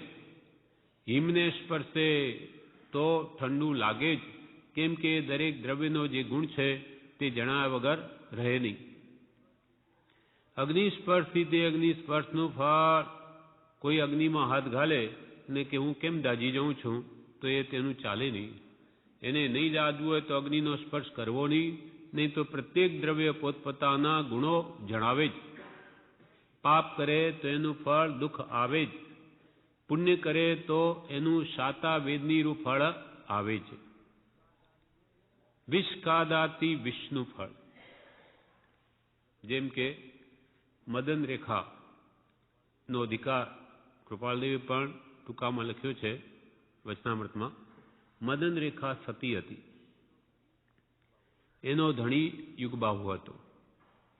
એનો યુગબાહુનો મોટો ભાઈ મણિરથ હતો. એની દ્રષ્ટિ, મણિરથ રાજા હતો, એની દ્રષ્ટિ મદન રેખા પ્રત્યે ખરાબ થઈ. તેથી એની ઈચ્છા એવી કે કોઈ રીતે આ યુગબાહુ મરી જાય, એને બીજા યુદ્ધમાં મોકલે, પણ એનું ભાગ્ય બળવાન એટલે મરે નહીં. એટલે અંતે એને એવો વિચાર કર્યો કે હું જ એને મારી નાખું, નહીં તો મદન રેખા મને મળે નહીં. એટલે એકવાર બંને જણ બગીચામાં હતા, એટલે એ ત્યાં આવી અને પોતાના નાના ભાઈને બોલાવે છે યુગબાહુને. તે વખતે મદન રેખાને અશુભ સુગંધ થયા. એટલે એને થયું કે તમે જાઓમાં, સુગંધ સારા થતા નથી. તો પણ યુગબાહુ કે નહીં, મારો મોટો ભાઈ જે રાજા છે અને વત્તા મારો ભાઈ છે, મને બોલાવે એટલે મારે જવું જ જોઈએ. એમ જાય છે. જેવો જાય એટલે પેલો તાકીને તળવાર લઈને ઊભો છે ખૂણામાં, એના માથામાં ઘા કરી દે છે. એકદમ અવાજ થયો એટલે મદન રેખાએ જાણ્યું કે કંઈક અનર્થ થઈ ગયું. એ ત્યાં આવે છે, જુએ છે કે એ અંતિમ શ્વાસ લે છે, પણ એને ખબર પડી ગઈ કે આ મારા ભાઈએ મને ઘા કર્યો છે, એટલે હવે એના પ્રત્યે અત્યંત દ્વેષ છે. તે વખતે એના આવા ભાવ જોઈ ને મદન રેખા બોલી કે સ્વામી, હવે તમે કશાય કરોમાં. હવે જે બનવા કાળ બની ગયો. કેમ કે મદન રેખા સમ્યક દ્રષ્ટિ જીવ છે. એને થયું હવે સતી છે, માટે હવે તમે આવો ભાવ કરોમાં. તમારા જ કર્મનું ફળ મળ્યું છે, હવે સમતાએ સહન કરો તો ફરી નવા ન બંધાય. અને હવે તમે ભગવાનનું સ્મરણ કરો, મંત્રમાં ચિત્ત રાખો. એમ કરીને એ મંત્ર બોલે છે. એમાં ચિત્ત એકાગ્ર કરે છે સમજાવવાથી, અને એમાં એ દેહ છોડી સમાધિ મરણ કરીને દેવગતિને સાધે છે. આ એની લેસ્યા ફેરવવાનું નિમિત્ત બની ગયું. એટલે એ યુગબાહુનો ભાવ સુધરી ગયો. એને શુભ ભાવ કર્યા, શુભ ફળ મળ્યું. અને પેલાનું શું થયું હવે મણિરથનું? એ એને મારીને જેવો રાજમહેલમાં જાય છે કે રસ્તામાં જ એના પાપના ઉદયે સાપ કરડ્યો અને ત્યાં જ એ રાજાનું મરણ થઈ જાય છે. મરીને એ નરકે ચાલ્યો જાય છે. એમ સારા ભાવો કર્યા તેનું સારું ફળ, પાપ ભાવના કરી તેનું પાપરૂપ ફળ આવ્યું. કોઈ પણ ક્રિયા અફળ નથી. વિષ ખાધાથી વિષનું ફળ અને સાકર ખાવાથી સાકરનું ફળ. સાકર ગમે તેવો ખાય, મૂર્ખ ખાય, ગરીબ ખાય કે ધનવાન ખાય, બધાને સાકર મીઠી જ લાગે. તેમ શુભ કામ જે કંઈ પણ કોઈ પણ જીવ કરે, સ્ત્રી કરે, પુરુષ કરે, બ્રાહ્મણ કરે, વાણિયો કરે કે ગમે તે વ્યક્તિ કરે, ઢોર પશુ પણ કરે, તો પણ તેને શુભ રૂપ જ ફળાવે. ગરીબ એવો પૂર્વભાવમાં ભરવાડ, શાલીભદ્રનો જીવ પૂર્વભાવમાં ભરવાડ હતો. ઘરમાં કંઈ ખાવાનું નહીં, ખીર રડીને કરાવે છે, પણ મુનિ આવે સારા ભાવો થઈ જાય છે, એને ભાવથી બધી ખીર વહોરાવી દે છે. મનમાં તો એવું છે કે અડધી આપી દઉં અને અડધી મારે રહેશે, પણ એ અડધી આપતા કંઈ ખીરમાં નિશાન રહે, આખી પડી ગઈ. તો પણ એ બાળક એવો ભરવાડ આનંદ પામ્યો કે સારું થયું, મુનિ મહાત્માને આપ્યું, બહુ સારું થયું. એવા ઉત્તમ ઉત્કૃષ્ટ ભાવથી એ ગરીબ દશામાં હતો, પણ શુભ ભાવનાના બળે મરીને બીજા ભાવમાં શાલી ભદ્ર બની ગયો. એમ કોઈ પણ શુભ ભાવ કરશે એનું ફળ શુભરૂપ આવશે, અને પાપ કરશે તેનું ફળ અવશ્ય દુઃખરૂપ આવશે. તેવી રીતે એક મૂળ દેવ હતો, રાજપુત્ર હતો, પણ વ્યસની હતો. એટલે પિતાએ રાજપુત્ર હોવા છતાં એને ઘરમાંથી બહાર કાઢી મૂક્યો. જા, નીકળી જા, તું આ રાજ્યને યોગ્ય નથી. એ રીતે પિતા જ પુત્રને બહાર કાઢી મૂક્યો. હવે ભટકે છે અને બેનાતટ નગરથી એ બીજે જાય છે, તેમાં 3 દિવસ થાય છે. રસ્તામાં 3 દિવસ એને ખાવાનું મળતું નથી. પછી ત્યાં પહોંચ્યા પછી એ ગામમાં જઈ, શહેરમાં જઈને ભોજન લઈ આવે છે.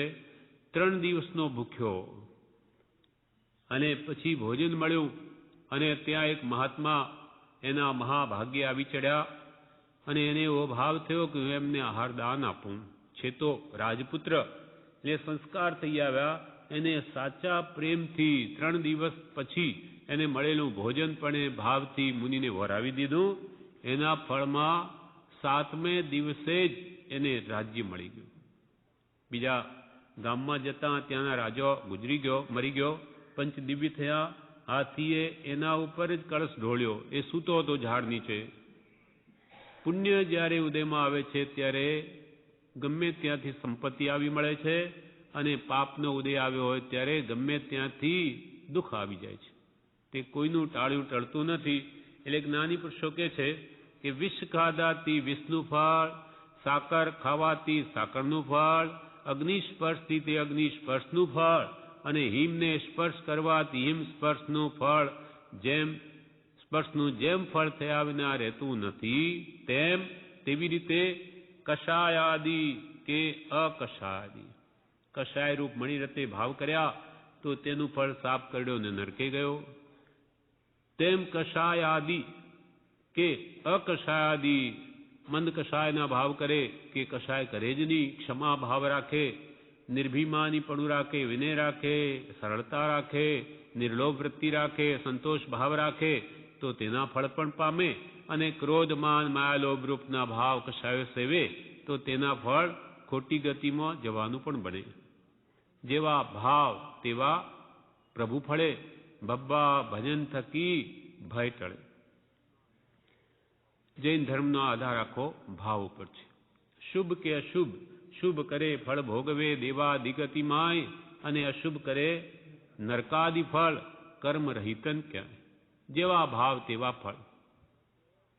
ભાવે ભરતે સર તર્યો, ભાવે તર્યો ભુજંગ, ભાવે લંકા પતિ તર્યો, ભાવે તર્યો કુરંગ. भाव बड़ो संसार में, भावे भावना भाविये भावे दीजे दान, भावे भावना भाविये भावे केवल. भाव पर चौकी राखवा ज्ञानीओ कहूं कि आपड़ा भाव क्या छे, मन क्या छे, राग करे छे, मोह करे छे के द्वेष करे छे, के सत्पुरुषना वचनमा छे, शांत कषायो घटाड़वामां छे विषयोमां, के एमां आसक्ति ज करे छे. जेवा भाव तेवो बनशे. शुभाशुभ परिणामनी धारा ઉપર મન મોક્ષની વ્યવસ્થા છે. શારીરિક ચેષ્ટા પ્રમાણે તે નથી. શરીર આપણું અહીંયા છે, પણ મન જો મુંબઈમાં હોય તો કર્મ બંધ થાય, અને મુંબઈમાં શરીર હોય ને કોઈ સત્પુરુષના વચને સદવિચાર આવી ગયો તો ત્યાં શુભ બંધ થાય. ભાવ ઉપર બંધ મોક્ષની વ્યવસ્થા છે. એટલે કે છે તેમ મનથી કષાયાદિ કે અકષાયાદિ જે કંઈ પણ પરિણામે એટલે ભાવે આત્મા પ્રવર્તે તેનું ફળ પણ થવા યોગ્ય જ છે, અને તે થાય છે. જેવા ભાવ તેવું ફળ થવા યોગ્ય છે, અને તે થાય છે. તે ક્રિયાનો આત્મા કરતા હોવાથી ભોગતા છે. આવા કર્મ કરે છે. કર્મ એટલે કામો. જે જીવ કરે છે માટે એના ફળ ભોગવવા પડે છે. પાપના કામો ન કરે તો એને કોઈ દિવસ દુઃખ ના આવે, પણ કારણ ઉપાસે દુઃખના તો દુઃખ આખર મૂંઝવે. કારણ દુઃખના સેવે તો એને ફળ પણ ભોગવવા જ પડશે.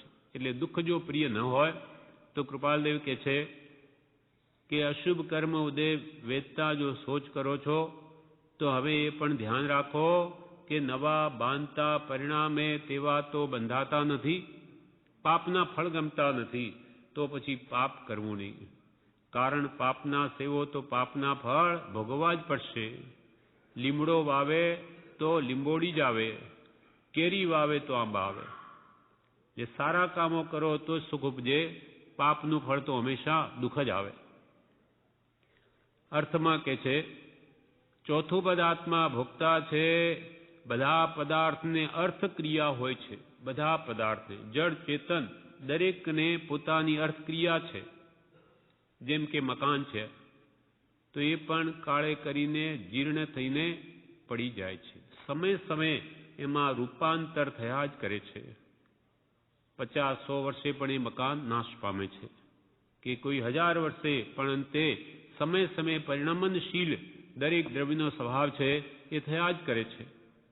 કપડું પણ કાળે કરીને ફાટી જાય છે.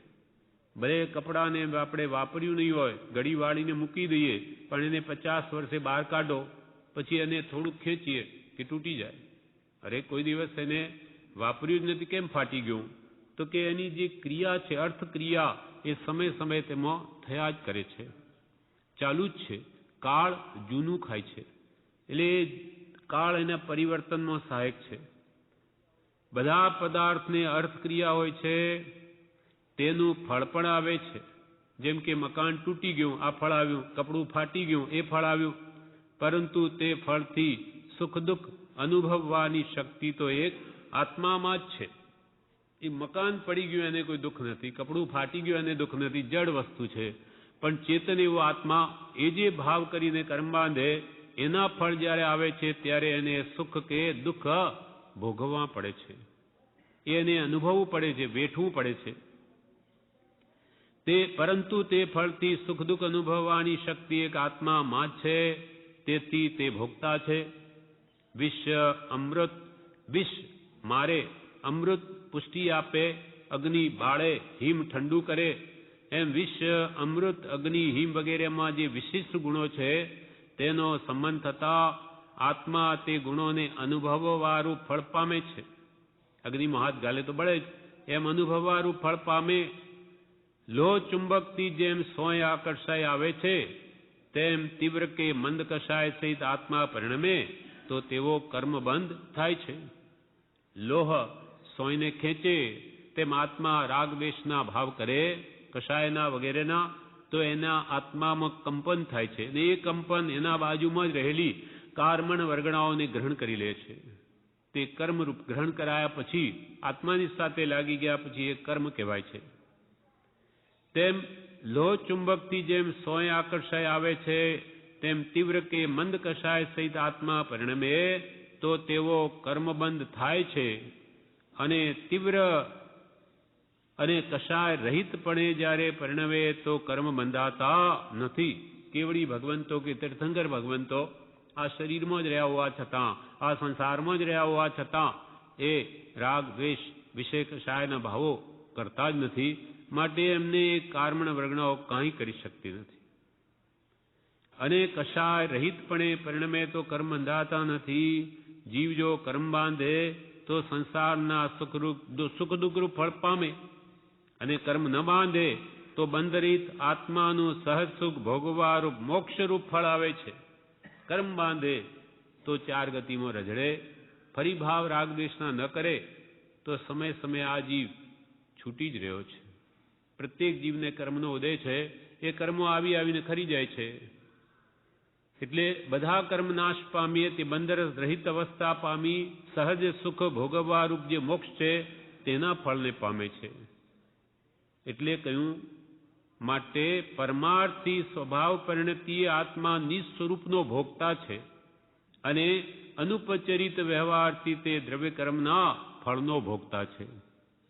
એટલે પરમાર્થી એટલે શુદ્ધ નિશ્ચયને, એના આગળ આ જ છે.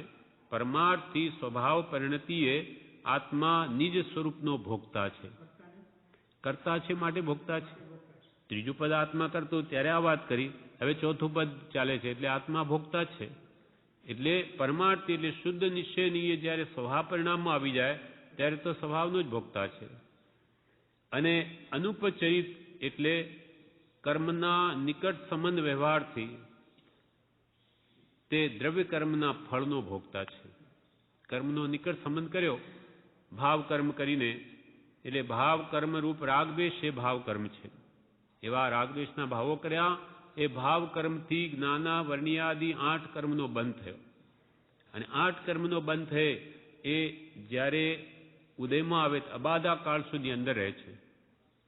એટલે કે માનો કે એક કોડાકોડી સાગરોપમની કર્મ સ્થિતિ હોય તો તેને પાકતા 100 વર્ષ લાગે છે. એક કોડાકોડી સાગરોપમની કર્મની સ્થિતિ એને પરિપક્વ થતા 100 વર્ષ લાગે છે. એ 100 વર્ષની અંદર જો ભાવથી એ કર્મોને ઘટાડી પણ શકાય, મટાડી શકાય, વધારી પણ શકાય, એવા જેવા ભાવ પણ એ બાધા કાળ કહેવાય. જ્યાં સુધી એ કર્મો સત્તામાં રહે છે ત્યાં સુધી, પછી ઉદયમાં આવ્યા પછી ભોગવા જ પડે છે, પછી ફેરફાર નહીં થાય. એટલે અહીંયા કે છે નવા ન બંધાય. એક એ જ ઉપાય છે, એકમાત્ર સંભાવ એ સર્વ કર્મોથી છૂટવાનો ઉપાય છે. આપણે અજ્ઞાનવશ કર્મ બાંધ્યા એ તો આપણા ઉદયમાં છે જ આજે પણ. અનેક દુઃખ સુખ દુઃખના પ્રસંગો આવશે, એમાં સુખમાં રાજી ન થાય, દુઃખમાં ખેદ ન પામે. મારા જ કર્મનો ઉદય છે, બધું શાંતિથી સંભાવે ભોગવી લે તો ગયું, દેણદારી પૂરી. જેમ કે કોઈ હા માટે તો જ છૂટે, એના માટે જ આ બોધ છે. આપણું બળ નથી માટે બોધ બળીએ ભવતરીએ. બોધ બળે નાની પુરુષનો વારંવાર આવી રીતે ઉપદેશ સાંભળી ને બળ આવે કે નહીં મારે તો સહન જ કરવું છે. ક્ષમા વીરસ્ય ભૂષણમ, ક્ષમા એ જ મોક્ષનો ભવ્ય દરવાજો છે. એમ વારંવાર ચિંતવીને આપણા કશાય ભાવોને આપણે રોકીશું તો જ કામ થશે. એ તો દુનિયાની રીત તો સાવ જુદી છે. જૈસે કો તૈસા. પેલો આટલું બોલી જાય આપણે ખમી લઈએ. શું આપણે શું કઈ સાવ ગળિયા બળદ જેવા છીએ? 4 સંભળાવું, એ 2 મારે 4 આપું, આ જગતની રીતિ છે. પણ જ્યારે મુક્ત જેને થવું છે, સંસારથી છૂટવું છે, તેને તો એક મારે તો કે ફરી મારે ફરી માર, મેં તારો અપરાધ કર્યો છે, જે હોય તે કરી લે, હું પાપી છું, હું અપરાધી છું, એમ કરીને ક્ષમા માગે તો જ છૂટી શકે. આખો માર્ગ ક્ષમા ઉપર છે. પ્રભુ કે પ્રભુ ખમી ખૂંદો, સહન કરો તો છૂટી જશો, સામા થયા તો નવું બંધાશે, પાછું નવું ખાતું ચાલુ. એટલે સમતા એ જ સર્વ કર્મથી મૂકવાનો સર્વથી શ્રેષ્ઠ ઉપાય છે. એક જ ઉપાય છે, બીજો કોઈ ઉપાય છે જ નહીં. તે ક્રિયાનો આત્મા કરતા હોવાથી ભોગતા છે. એટલે પરમાર્થી સ્વભાવ પરિણતિએ આત્મા નિસ્વરૂપનો ભોગતા છે. અને અનુપચરિત વ્યવહારથી તે દ્રવ્ય કર્મના ફળનો ભોગતા છે. એટલે કર્મ બાંધ્યા, ભાવ કર્મથી દ્રવ્ય કર્મ બાંધ્યા. હવે દ્રવ્ય કર્મનો આ કાળ પૂરો થઈ, કર્મ જ્યારે ઉદયમાં આવ્યા ત્યારે આ શરીર, કુટુંબ, ધનાદિ, સગા સંબંધી આ 9 કર્મ છે. આ કર્મનું ફળ છે. ત્યારે ફળ પામે પછી એનું ફળ એને ભોગવવા પડે. એમ અનાદિકાળથી આ ઘટમાળ ચાલ્યા કરે છે. એટલે કર્મનો ઉદય આવે એટલે ફરી નવા રાગદ્વેષ કરી લે, ફરી નવા બંધાય, ફરી નવા ભોગવો. એમ ભાવ કર્મથી દ્રવ્ય કર્મ, દ્રવ્ય કર્મથી 9 કર્મ, 9 કર્મ આવે એટલે ફરી એમાં રાગદ્વેષ, ફરી નો ભાવ કર્મ, ફરી દ્રવ્ય કર્મ, ફરી 9 કર્મ. એમ અનાદિથી ચાલ્યા જ કરે છે. આ સંસારનો અંત આવતો જ નથી. માટે જીવ કર્મનો કરતા છે, માટે અવશ્ય ભોગતા છે. હવે પત્રાંક 530માં કૃપાલય કહે છે કે અજ્ઞાન ભાવથી કરેલા કર્મ પ્રારંભ કાળે બીજરૂપ હોઈ વખતનો યોગ પામી ફળ રૂપ વૃક્ષ પરિણમે છે.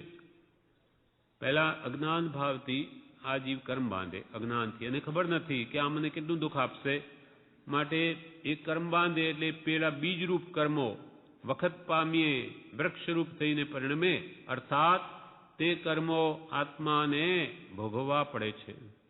જેમ અગ્નિના સ્પર્શે ઉષ્ણપણાનો સંબંધ થાય છે અને તેનું સહેજે વેદનારૂપ પરિણામ થાય છે, તેમ આત્માને ક્રોધાદિ ભાવના કરતાપણાએ જન્મ જરા મરણાદિ વેદનારૂપ પરિણામ થાય છે. અગ્નિમાં હાથ ઘાલે તો બળે જ, તેમ પાપ કરે તો તેનું વેદનારૂપ ફળ આવે જ. ક્રોધાદિ ભાવ કરે તો જન્મ જરા મરણાદિ વેદનારૂપ પરિણામ આવે જ. આ વિચારમાં તમે વિશેષપણે વિચારશો. કૃપાલદેવે લખ્યું કે તમે જેવા ભાવો જીવ કરે એનું ફળ ભોગવવું જ પડે. ક્રોધ માન માયાલોભ કરે તો એના ફળ જન્મ જરા મરણ ભોગવવા જ પડે. ક્ષમા આદિ સારા ભાવ કરે તો એનું શુભરૂપ ફળ પણ ભોગવવું પડે. એમ આ વિચારમાં તમે વિશેષપણે કાળ ગાળશો. આ વાતને સમજવા કોશિશ કરશો. કેમ કે બંધાયેલા કર્મોને પણ ભાવથી નાશ કરી શકાય છે. જેમ કે દ્રઢ પ્રહારીએ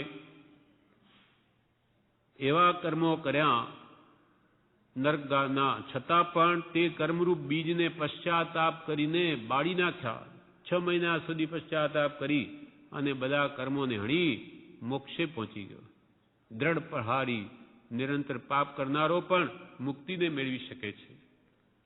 પણ એના જે વિપરીત ઉપાય કર્મને હણવાના હોય તે કરવા જોઈએ.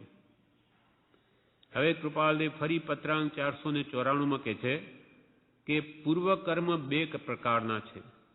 પૂર્વ કર્મ 2 પ્રકારના છે, અથવા જીવથી જે કર્મ કરાય છે તે 2 પ્રકારથી કરાય છે. જીવ 2 પ્રકારે કર્મ બાંધે છે. એક પ્રકારના કર્મ એવા છે કે જે પ્રકારે કાળાદિ તેની સ્થિતિ છે તે જ પ્રકારે તે ભોગવી શકા. એ કર્મ એવો નિકાચિત બંધ પાડે કે એને તે પ્રમાણે ભોગવવા જ પડે. બીજો પ્રકાર એવો છે કે જ્ઞાનથી વિચારથી કેટલાય કર્મ નિવૃત્ત થાય. બીજા એવા કર્મો હોય છે જે નિકાચિત બંધ ન હોય તો એ કર્મોની સ્થિતિને ઘટાડી શકાય છે, મટાડી શકાય છે.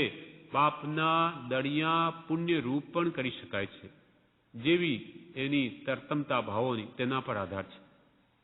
જેમ કે શ્રી કૃષ્ણ મહાત્માએ એ 99 કરીને વાસુદેવ થયા છે, એટલે ગતિરૂપ કર્મ તો નરકનું બાંધ્યું છે, છતાં પણ બીજા કર્મો પાપ કરીને જે 7મી નરકના બાંધેલા, પણ એ 18,000 મુનિઓને ભાવ ભક્તિથી વાંધ્યા, તે ભાવથી એમને બીજી 4 નરકો તોડી નાખી, પણ ગતિ નહીં બદલી. કેમ કે ગતિ તો વાસુદેવ હોય છે, એ 99 કરીને જ આ પદવી પામે વાસુદેવ, એટલે એની આ નરગતિ થાય છે. સમ્યક દ્રષ્ટિ હોય છે મહાત્માઓ, નહીં તો એ 63 કલાકા પુરુષની પદવીઓ બંધાય જ નહીં. છતાં પણ એને ભાવથી 3જી સુધી આવી ગયા. શ્રેણીક મહારાજા એણે પણ પાપ કરીને 4થી નરકનું આયુષ્ય બાંધેલું, પણ ભાવ કરી ભગવાન મહાવીર સ્વામી પ્રત્યે ખૂબ ભક્તિ કરી અને 1લી નરક સુધી આવી ગયા. અને આવતી 24મીમાં પહેલા તીર્થંકર થશે પદ્મનાભ નામના. એટલે ભાવ બડો સંસારમાં. અને આ ભક્તિના કાર્યક્રમો કે સ્વાધ્યાય કરીએ છીએ કે એ બધા શા માટે કરીએ છીએ? ભાવ લાવવા, કે જેથી આ જીવ સમજે અને સતને સત માને, અસતને અસત માને અને હંમેશા શુભ ભાવમાં શુદ્ધના લક્ષ્ય રહે. એના માટે આ નિમિત્તો છે. કેમ કે જીવ નિમિત્તને આધીન છે. તેથી સારા નિમિત્તો આ જીવને સારા ભાવ થાય છે અને ખરાબ નિમિત્તે ખરાબ ભાવ થાય છે. વચનામૃતમાં ફરી કૃપાલદેવ જણાવે છે, મોક્ષમાળાના 3જા પાઠમાં કહ્યું કે 4થું પદ આત્મા ભોગતા છે. એ કેવી રીતે ખબર પડે? કર્મો તો દેખાતા નથી, પણ એના ફળ દેખાય છે. એના માટે કૃપાલદેવે કેટલું લાંબુ, કેટલા પ્રકારના દ્રષ્ટાંતો લખીને વાતને કોઈ રીતે જીવ સમજે એના માટે કહ્યું છે કે એક જીવ સુંદર પલંગે પુષ્પ સૈયામાં શયન કરે છે અને એકને ફાટેલ ગોદડી પણ મળતી નથી. મનુષ્ય છે બધા, એક ગરીબ સ્થિતિમાં છે, ફાટેલી ગોદડી પણ એને સૂવા માટે નથી, અને એક સુંદર પલંગે પુષ્પ સૈયામાં શયન કરે છે. એ પણ જીવ છે, આ પણ જીવ છે, એ મનુષ્ય છે, આ મનુષ્ય છે. તો ફરક શાનો ફરક? કર્મનો ફરક. કર્મ એટલે કાર્યો જે ભૂતકાળમાં એ જીવો કર્યા છે તેના ફળરૂપે એને સુવિધા કે અસુવિધા મળી છે. એક ભાત ભાતના ભોજનોથી તૃપ્ત રહે છે અને એકને કાળી જારના પણ સાંસા પડે છે. કાળી જાર પણ એકને ખાવાને મળતી નથી અને એકને સટરસ ભોજન અનેક જાતની વાનગીઓ છે કે શું ખાવું ને શું ન ખાવું, કેમ એમ ભેદ છે? તો આ પાપ પુણ્યનું ફળ છે. એક ભાત ભાતના ભોજનોથી તૃપ્ત રહે છે, એકને કાળી જારના પણ સાંસા પડે છે, એક અગણિત લક્ષ્મીનો ભોગ લે છે, એક ફૂટી બદામ માટે થઈને ઘેર ઘેર ભટકે છે, એક અગણિત ગણી પણ નહીં શકાય એટલા લક્ષ્મીનો માલિક છે અને એકને એક પૈસા માટે પણ ફૂટી બદામ માટે પણ ઘેર ઘેર ભટકવું પડે છે. બંને મનુષ્ય છે. એક મધુરા વચનથી મનુષ્યના મન હરે છે અને એક અવાચક જેવો થઈને રહે છે. એક બોલે કે જાણે મોઢેથી ફૂલ ઝરે છે, જાણે ફરી બોલ્યા કરે, અને એક અવાચક બોલી પણ શકતો નથી, મૂંગો છે. એક સુંદર વસ્ત્રાલંકારથી વિભૂષિત થઈને ફરે છે, એકને ખરા શિયાળામાં ફાટેલું કપડું પણ ઓઢવાને મળતું નથી. સુંદર વસ્ત્રાલંકાર, શું પહેરું ને શું ન પહેરું, શું ઓઢું ને શું ન ઓઢું, કેટલી બધી વાનગીઓ છે ઘરમાં, અને એકને ફાટેલું કપડું પણ શિયાળામાં શરીર ઢાંકવાને મળતું નથી. આ શાનું ફળ? કર્મનું. ચોથું પદ આત્મા ભોગતા છે. એવા પૂર્વ જન્મના પાપ કર્યા તેના ફળે એને એવા દુઃખો ભોગવવા પડે છે. એક રોગી છે, એક પ્રબળ એટલે પ્રકૃષ્ટ બળવાળો છે, નખમય રોગ નથી, માથું દુખવું શું હોય એ જ એને ખબર નથી, અને એક હંમેશા રોગી રહે છે. એક બુદ્ધિશાળી છે, એક જડભરત છે, જડ બુદ્ધિ છે, અને એક અત્યંત બુદ્ધિશાળી છે. એક મનોહર નયનવાળો છે, એક આંધળો છે, એક લૂલો છે, એક પાંગળો છે, એક કીર્તિમાન છે, એક અપયશ ભોગવે છે, એક લાખો અનુચરો પર હુકમ ચલાવે, રાજા થઈને લાખો એના નોકરો પણ એનો હુકમ ચાલે, અને એક એવો પાપી છે બિચારો કે જ્યાં જાય ત્યાં એને બધા જ ધુતકારે છે, અને એક તેટલાના ચુંબા સહન કરે છે, એકને જોઈને આનંદ ઉપજે છે અને એકને જોતા બમન થાય છે. એક પૂર્વ પુણ્યને લઈને બધાને જોવાનું મન થાય, અને એક એવો પાપના ઉદય બમન થાય, જોતા જ ઉલટી થાય એવું થાય છે. એક સંપૂર્ણ ઇન્દ્રિયવાળો છે, એક અપૂર્ણ છે, એકને દીન દુનિયાનું લેશ ભાન નથી. ગરીબોની દુનિયા શું હોય, ગરીબાઈ શું હોય જગતમાં એની ખબર જ નથી. એવું પુણ્યશાળી છે, 5 માગે 50 મળે, 100 માગે 500 મળે, એવો પુણ્ય પૂર્વનું લઈને આવ્યો છે, એટલે એવા ઘરમાં જન્મ્યો છે, એટલે એને દીન દુનિયાનું પણ લેશ ભાન નથી, અને એકના દુઃખનો કિનારો પણ નથી. એકને સુખ શું હોય જગતમાં એનું ભાન નથી. કેમ આટલો બધો તફાવત બને મનુષ્ય હોવા છતાં? તો કે આ પાપ પુણ્યના ફળ છે. જેવા પાપ કે પુણ્ય પૂર્વજન્મમાં કર્યા તેના ફળ હવે ભોગવે છે. એક ગર્ભાધાનથી હરાયો, એક ઘરમાં જ મરી ગયો. એક જન્મ્યો કે મુઓ, એક જન્મે કે મરી જાય છે, એક વળી મરેલો અવતર્યો મુએલો, અને એક 100 વર્ષનો વૃદ્ધ થઈને મરે છે. કોઈના મુખ, ભાષા અને સ્થિતિ સરખા નથી. મૂર્ખ રાજગાદી પર ખમા ખમાથી વધાવાય છે, અને સમર્થ વિદ્વાનો ધક્કા ખાય છે. મૂર્ખ હોય પણ પુણ્યશાળી હોય, પૂર્વને લઈને આવ્યો તો શેઠના ઘરે એને શેઠ કહીને બોલાવે, અને એ ઘણો હોશિયાર હોય પણ માંડ નોકરી મળતી હોય. આજે એવું પણ છે, કેરળના કેટલાય બધા ભણેલા છે પણ નોકરી નથી. સમર્થ વિદ્વાનો ધક્કા ખાય છે, અને મૂર્ખ રાજગાદી પર ખમા ખમાથી વધાવાય છે. એમ કેમ? તો કે આ પાપ પુણ્યનું ફળ છે. આમ આખા જગતની વિચિત્રતા ભિન્ન ભિન્ન પ્રકારે તમે જુઓ છો, એ ઉપરથી તમને કઈ વિચાર આવે છે? મેં કહ્યું છે છતાં વિચાર આવતો હોય તો કહો, તે શા વડે થાય છે? આ બધું ભિન્ન ભિન્ન ચિત્ર વિચિત્રપણું તમને જોવા મળે, એના પર કે વિચાર આવે છે? કહો કેવી રીતે આવે, શું શા માટે એવું થાય છે? તો કૃપાલદેવ પોતે જવાબ આપે છે, પોતાના બાંધેલા શુભાશુભ કર્મ વડે આખો સંસાર ભંભો પડે છે. પરભવ નહીં માનનાર પોતે વિચાર શા વડે કરે છે? એ વિચારે તો આપણી આ વાત પણ એ માન્ય રાખે કે વાત તમારી કેવું સાચું છે કે આ કર્મનું જ ફળ છે. એવા કુલમાં, ગરીબ કુલમાં કેમ જન્મ્યો? તો કે પૂર્વે એવા કર્મ કર્યા માટે જન્મ્યો. તેથી કર્મનું ફળ અવશ્ય છે એ નિર્ણિત થાય છે. આપણને કર્મ નથી દેખાતા પણ એના ફળ દેખાય છે. એના માટે વ્યાખ્યાન સારમાં કૃપાલદેવે કહ્યું કે પરમાણુને શરીરમાં લડતા કોઈએ જોયા નથી. આપણે જે કારમણ વર્ગણાઓ બાંધી કે કર્મો લડે છે અંદર, એ કંઈ દેખાતું નથી. પરમાણુને શરીરમાં લડતા કે દોડાદોડ કરતા કોઈએ જોયા નથી, પરંતુ તેનું પરિણામ વિશે જાણવામાં આવે છે. એ કર્મનું ફળ જાણવામાં આવે છે. કારમણ વર્ગણાઓ જોવામાં આવતી નથી. કેવળીઓ જોઈએ છે, કેવળી ભગવાન, પણ આપણને દેખાતી નથી, સૂક્ષ્મ છે, પણ તેનું પરિણામ વિશે જાણવામાં આવે છે. બીજું દ્રષ્ટાંત કૃપાલદેવે આપ્યું, તાવની દવા તાવ અટકાવે છે, જાણી શકીએ છીએ, પણ અંદર શું ક્રિયા થઈ તે જાણી નથી શકતા. તાવની ગોળીઓ લઈએ, તાવ ઉતરી જાય, હવે અંદર એને જે શું ફેરફાર કર્યો એ નથી જાણતા, પણ એ તાવની ગોળીએ અસર જરૂર કરી. વળી કહ્યું કે વળી જેમ આપણે ભોજન લઈએ છીએ, એ આહાર પેટમાં જઈને સપ્ત ધાતુ રૂપે પરિણમી જાય છે. આપણને ઉપવાસ હોય અને બીજે દિવસે લવિંગનું પાણી પીએ, સૂતા હોય, ઉઠાતું નહીં હોય, અને એક પાણી પેટમાં ગયું કે તરત જ હાલતો થઈ જાય છે. અંદર શું થયું એ ખબર નથી, પણ એ પૂદગલ પરમાણુએ અંદર જઈને જરૂર કઈ એ શક્તિ કામ કર્યું. એમ આત્મામાં કર્મ કેવી રીતે એને મૂંઝવે છે કે એને કરે છે એ ખબર નથી, પણ મૂંઝવણ પણ જીવને થાય છે, અને તેના પરિણામ રૂપે સુખ દુઃખના ફળો કે આ બધું બહાર બધું આ ચિત્ર વિચિત્ર પણ જોવામાં અવશ્ય આવે છે. એટલે કર્મનું ફળ છે જ, એ ભલે આપણને દેખાય કે નહીં દેખાય, તેના માટે આ કહ્યું.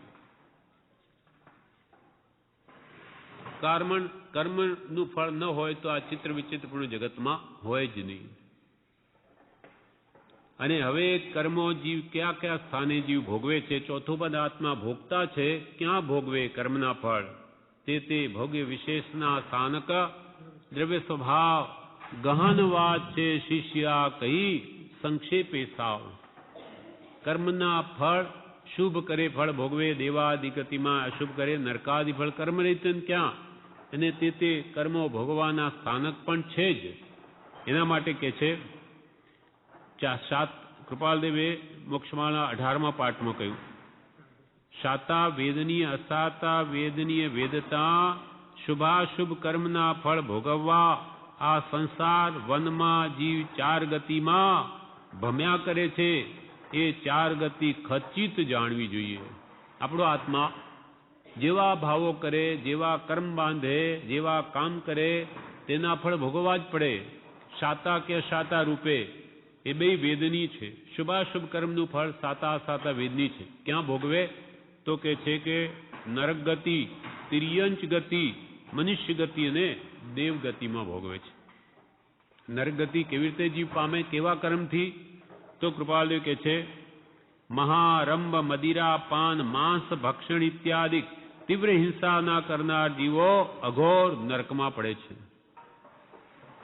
મહાઆરંભ કરે, જીવોની હિંસા થાય એવા કામો કરે, દારૂ પીએ, માંસ ભક્ષણ કરે, ચોરી, પરસ્ત્રી ગમન, વેશ્યાગમન, શિકાર વગેરે જે 7 વ્યસનો છે, ઇત્યાદિ તીવ્ર હિંસા ના કરનાર જીવો અઘોર નરકમાં પડે છે. ત્યાં લેશ પણ શાતા વિશ્રામ કે સુખ નથી. મહા અંધકાર વ્યાપ્ત છે. અંગ છેદન સહન કરવું પડે છે, અગ્નિમાં બળવું પડે છે, અને છરપળાની ધાર જેવું જળ પીવું પડે છે. જે દુઃખને કેવળ જ્ઞાનીઓ પણ કહી શકતા નથી. અહોહો, તે દુઃખ અનંતી વાર આત્માએ ભોગવ્યા છે. નરકના ભયંકર દુઃખ તેને કેવળ જ્ઞાની ભગવાન પણ એનું વર્ણન કરવાને સમર્થ નથી. એવા દુઃખો આપણે આપણા આત્માએ અનંત વાર ભોગવ્યા છે. સાથી સપ્ત વ્યસન ભોગવાથી. માટે આપણને એ મહાપાપથી પહેલાં જ નિયમ આપી દે, છોડાવી દે છે. નરગતિના જે સાતે વ્યસનો સાતે નરકના દ્વાર છે. પછી તિર્યંજ ગતિ કેવી રીતે પ્રાપ્ત થાય, કેવા કર્મથી? તો કે છળ, જૂઠ, પ્રપંચ ઇત્યાદિ કરીને જીવ સિંહ, વાઘ, હાથી, મૃગ, ગાય, ભેંસ, બળદ ઇત્યાદિ શરીર ધારણ કરે છે. છળ એટલે માયા કપટ, ઠગે, જૂઠ બોલે, પ્રપંચ કરે, ષડયંત્ર રચે. એ માયા વડે જીવ સિંહ થાય, વાઘ થાય, હાથી થાય, મૃગ થાય, ગાય થાય, ભેંસ થાય, બળદ ઇત્યાદિ શરીર ધારણ કરે છે. તે તિર્યંજ ગતિમાં ભૂખ, તરસ, તાપ, વદબંધન, તાડન, ભારવન ઇત્યાદિક દુઃખને સહન કરવા પડે છે. સમયસર ત્યાં ભોજન મળે નહીં, કે પાણી મળે નહીં, કે તાડ બાંધે, મારે, તાડન, ભારવન ઇત્યાદિ તે ગતિ તિર્યંજ ગતિમાં સહન કરવા પડે છે. મનુષ્ય ગતિમાં પણ ક્યાં સુખ છે? ત્યાંય કે છે કે આ અનાર્ય દેશના જીવોને તો પાપ અપાપનું પણ ભાન નથી. પાપ શું, પુણ્ય શું એનું પણ ભાન નથી. નિરંતર માંસ ભક્ષણ, ચોરી, પરસ્ત્રી ગમન વગેરે મહાપાતક કર્યા કરે છે. દરિદ્રી, અજ્ઞાન અને રોગથી પીડિત મનુષ્યો છે. માન અપમાન ઇત્યાદિ અનેક પ્રકારના દુઃખ તેઓ ભોગવી રહ્યા છે. આ મનુષ્ય ગતિમાં પણ ગરીબાઈ અને રોગથી પીડિત મનુષ્યો છે. માન અપમાન અનેક પ્રકારના દુઃખો તેઓ ભોગવે છે. અને દેવગતિ પણ ક્યાં સુખરૂપ છે? દેવગતિમાં પણ પરસ્પર વેર, ઝેર, ક્લેશ, શોક, મત્સર, કામ, મદ, ક્ષુધા ઇત્યાદિથી દેવતાઓ પણ આયુષ્ય વ્યતીત કરી રહ્યા છે. દેવગતિમાં પણ એકબીજાને પરસ્પર વેર ઝેર છે, ઈર્ષ્યા બહુ છે, એકબીજાનું જોઈને લેવાની ઈચ્છા થાય છે. આટલું બધું મળ્યું છતાં સંતોષ નથી. એમ પરસ્પર વેર, દેવગતિમાં પરસ્પર વેર, ઝેર, ક્લેશ, શોક, મત્સર, ઈર્ષા, કામ, મદ, ક્ષુધા ઇત્યાદિ દેવતાઓ પણ આયુષ્ય એ રીતે વ્યતીત કર્યા છે. હવે દેવગતિમાં સુખ નથી તો પછી બીજી ગતિમાં સુખની આશા રાખવી જ નહીં. આ પ્રમાણે ચારેય ગતિઓ જે કર્મ ભોગવવાના સ્થાન છે તે બધા માત્ર દુઃખથી જ ભરેલા છે. એટલે જ્ઞાની પુરુષો કહે છે આ સંસાર તે દુઃખ, ત્યાં દુઃખ ને દુઃખ જ છે. દુઃખનો એ સમુદ્ર છે. માટે જ સત્પુરુષોએ મુક્તિ પ્રાપ્ત કરવાનો બોધ કર્યો છે. મુક્તિ મેળવો, નહીં તો આ જન્મ મરણ સર્વત્ર થઈ રહ્યા છે, એમાં ઘણું દુઃખ છે. એટલે વસ્તુ તત્વને સમજી રાગ દ્વેષને મૂકી દો, કષાય ભાવો વગેરેને, તો તમે સંસાર બંધનથી છૂટી જશો. આપણા આત્માએ આ સંસારમાં કેવા કેવા પરાવર્તન કર્યા છે? તો કે પંચ પરાવર્તન કર્યા છે. દ્રવ્ય, ક્ષેત્ર, કાળ, ભાવને ભાવ. એના માટે સંસાર અનુપ્રેક્ષામાં કૃપાલુ કહે છે આ કર્મના ફળ ભોગવે જીવ. કર્મના બંધને આધીન થયેલ પ્રાણીને એવી કોઈ દુઃખની જાતિ બાકી નથી રહી કે જે તેણે નથી ભોગવી. કર્મ ના બંધને આધીન, કર્મો બાંધી તેને આધીન પડેલો આપણો આત્મા, એને આ સંસારમાં એવી કોઈ દુઃખની જાતિ બાકી નથી રહી કે જેણે આપણા આત્માએ નથી ભોગવી. નથી કે જેણે બધા દુઃખો અનંતવાર ભોગવી, અનંત કાળ વ્યતીત થઈ ગયો. અનંતા દુઃખો અનંત કાળથી ભોગવીને અનંત કાળ પણ વહી ગયો. એવી રીતે અનંત પરિવર્તન આ સંસારમાં આ જીવને થયા છે. અનંતા પૂતગલ પરાવર્તન થયા છે. અનંતા એવું કોઈ પૂતગલ સંસારમાં નથી રહ્યું કે જીવે શરીર રૂપે કે આહાર રૂપે ગ્રહણ નથી કરેલ. એવો કોઈ પણ પદાર્થ જગતમાં નથી કે આપણે શરીર રૂપે કે આહાર રૂપે ગ્રહણ નહીં કર્યો હોય. અનંત જાતિના અનંત પૂતગલોના શરીર ધારી આહારરૂપ ભોજન પાન કરેલ છે. અનંત જાતિના અનંત પૂદગલો તેને શરીર રૂપે ધારણ કર્યા, આહાર રૂપે ધારણ કર્યા અને ભોગવ્યા છે. 343 ઘનરજ્જુ પ્રમાણ લોકમાં એવો કોઈ એક પણ પ્રદેશ નથી કે જે આ સંસારી જીવે અનંત જન્મ મરણ નથી કરેલા. આ સંસારમાં કોઈ એવી જગ્યા નથી કે જ્યાં આપણે જન્મ્યા ન હોઈએ અને મર્યા નહીં હોઈએ. જેમ કે અહીંયા આપણે બેઠા છે, અહીંયા દરેક સ્થળે આપણે જન્મ્યા છીએ, અહીંયા જ મર્યા છે. એમ પણ અનંતકાળના પરિભ્રમણમાં થયું છે. 343 ઘનરજ્જુ પ્રમાણ આખો લોક છે. તેમાં કોઈ એક પ્રદેશ એટલે એક ક્ષેત્ર પણ એવું બાકી નથી રહ્યું કે જ્યાં અનંત જન્મ મરણ નહીં કર્યા હોય. ઉત્સર પીણી અવસર પીણી કાળનો એવો એક પણ સમય બાકી નથી રહ્યો કે જે સમયમાં આ જીવ અનંત વાર નથી જન્મ્યો અને નથી મૂવો. એક સમય, પ્રત્યેક સમયે આ જીવ જન્મ્યો છે, પ્રત્યેક સમયે મૂવો છે. આ આપણને વાત શ્રદ્ધામાં નથી આવતી. તો આવા અનંત દુઃખ આ જીવે ભોગવ્યા તો એની હજુ સુધી ક્યાં જાગૃતિ છે? હા, મળ્યા હોય તો માન્યા નહીં, માન્યા એની વાત સાંભળી નહીં, ભક્તિપૂર્વક સાંભળી તો ગ્રહણ કરી નહીં. કરી હોત તો જ્ઞાની કે અહીંયા હોત નહીં. કે જ્ઞાનીની આજ્ઞા આરાધી હોત તો અહીંયા સુધી એનું પરિભ્રમણ હોય નહીં, પણ નથી કર્યું. એનું આ પ્રમાણ છે કે આજે આપણે અહીંયા બેઠા છીએ ને તો આજે અહીંયા હોત નહીં. અને આજે પણ આ ભાવમાં પણ સંપૂર્ણપણે જ્ઞાનીની આજ્ઞા સમજીને નહીં આરાધીશું તો હજુ આ સ્થિતિ છે. કૃપાળદેવ મળ્યા ક્યારે કહેવાય? એની આજ્ઞા યથાર્થપણે આપણે પાડીએ, એ કહે એમ કરીએ તો અવશ્ય મોક્ષ છે. સર્વ દુઃખથી છૂટી જઈશું. મોક્ષ એટલે મુક્તિ, સર્વ દુઃખથી. આજે પણ એની આજ્ઞામાં નહીં ચાલીએ તો જેમ અનંત કાળ ફોગ ગયો તેમ આ વખત પણ ચાલ્યો જશે. વખત જતાં વાર નથી લાગતી. અને જીવ કેવા ભાવ કરી રહ્યો છે એ આપણા આત્માથી છાનું નથી. આપણા અંદર પરિણતિ કેવી ચાલે આપણે તો જાણીએ છીએ કે ભગવાન જાણે. અહીંયા ચોકી રાખીને મન શુદ્ધિ તરફ ધ્યાન રાખ્યું. કેમ કે મોક્ષ કયો? નિજ શુદ્ધતા તે પામે તે પંથ, સમજાવ્યો સંક્ષેપમાં સકળ માર્ગ નિર્ગ્રંથ. આખા મોક્ષનો માર્ગ સંક્ષેપમાં સમજાવી દીધો કે મુક્તિ મેળવી હોય તો નિજ શુદ્ધતા, પોતાના આત્માની શુદ્ધિ કરો. એને રાગ દ્વેષ કામ ક્રોધ આદિ ભાવોથી મુક્ત રાખો, અલિપ્ત રાખો તો છૂટી જશો. અને કર્યા રાગ દ્વેષ તો ફરી બંધાશે અને ફરી ભોગવ્યા જ કરો. વળી કહે છે દ્રવ્ય ક્ષેત્ર કાળ એવો કોઈ સમય બાકી નથી કે રહ્યો કે જેમાં જન્મ્યો કે મુવો હોય. અને એવો કોઈ ભાવ નથી જે એને સમ્યક દર્શન સિવાયના ભાવો, એને બધા જ ભાવો કરી છૂટ્યો છે. એવો કોઈ ભાવ નથી કે જે આ સંસારમાં એને કરવાનો બાકી રહ્યો હોય. એવા અનંત દુઃખ આ જીવે અનંત કાળમાં અનંત વાર ભોગવ્યા છે. માટે પ્રભુશ્રી કહે છે, પ્રભુશ્રી કે ચારેય ગતિમાં અનંત દુઃખ છે. નરક ગતિ અને તિર્યન તો અસહ્ય છે. મનુષ્ય ગતિમાં પણ ભૂખ, નિર્ધનતા, માન, અપમાન, રોગ અને જરાનું દુઃખ છે.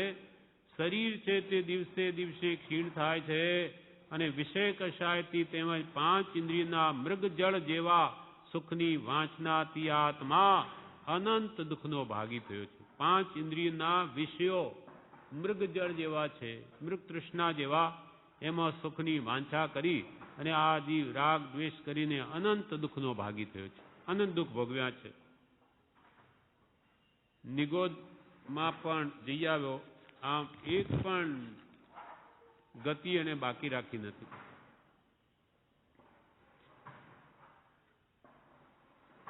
પ્રજ્ઞાઉદમાં કે છે કરતા પ્રમાણે જીવનો ભોગતા પણ સમજાય છે. જેવું કરે તેવું સદા ફળ ભોગવે સૌ ન્યાય. કરતા પ્રમાણે જીવનું ભોગતા પણ. કેરી વાવે કેરીનું તો એનો આંબા મળે, અને લીમડો વાવે તો ધંતુરો વાવે કે લીમડો વાવે તો તેરું ફળ મળે. એટલે કરતા પ્રમાણે જીવનું ભોગતા પણ સમજાય છે. જેવા જીવ કર્મ કરે તેવા તેના ફળ ભોગવે છે. જેવું કરે તેવું સદા ફળ ભોગવે સૌ ન્યાયે. આ ન્યાય છે કે જેવા કર્મ કરે, કર્મ એટલે કામો, કાર્યો, આગલા ભાવમાં કરેલા કામોને આ ભાવમાં આપણે કર્મ કહીએ છીએ. જેવું કરે તેવું સદા ફળ ભોગવે સૌ ન્યાયે. આ જ ન્યાય છે.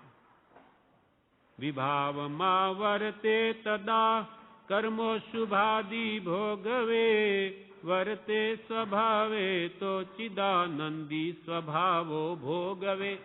આપણો આત્મા રાગ દ્વેષ રૂપ વિભાવમાં પ્રવર્તે તો અશુભાદિ કર્મોને ભોગવે, કર્મફળ ભોગવે, અને વર્તે સ્વભાવે તો સ્વભાવમાં વર્તે તો ચિદાનંદી સ્વભાવો ભોગવે. આત્માનંદ, આત્માનો જે અનંત આનંદ છે તેને ભોગવે. વર્તે સ્વભાવે તો ચિદાનંદી સ્વભાવો ભોગવે, અને વર્તે વિભાવે તો શુભાશુભ કર્મના સાતા સાતરૂપ ફળ ભોગવે.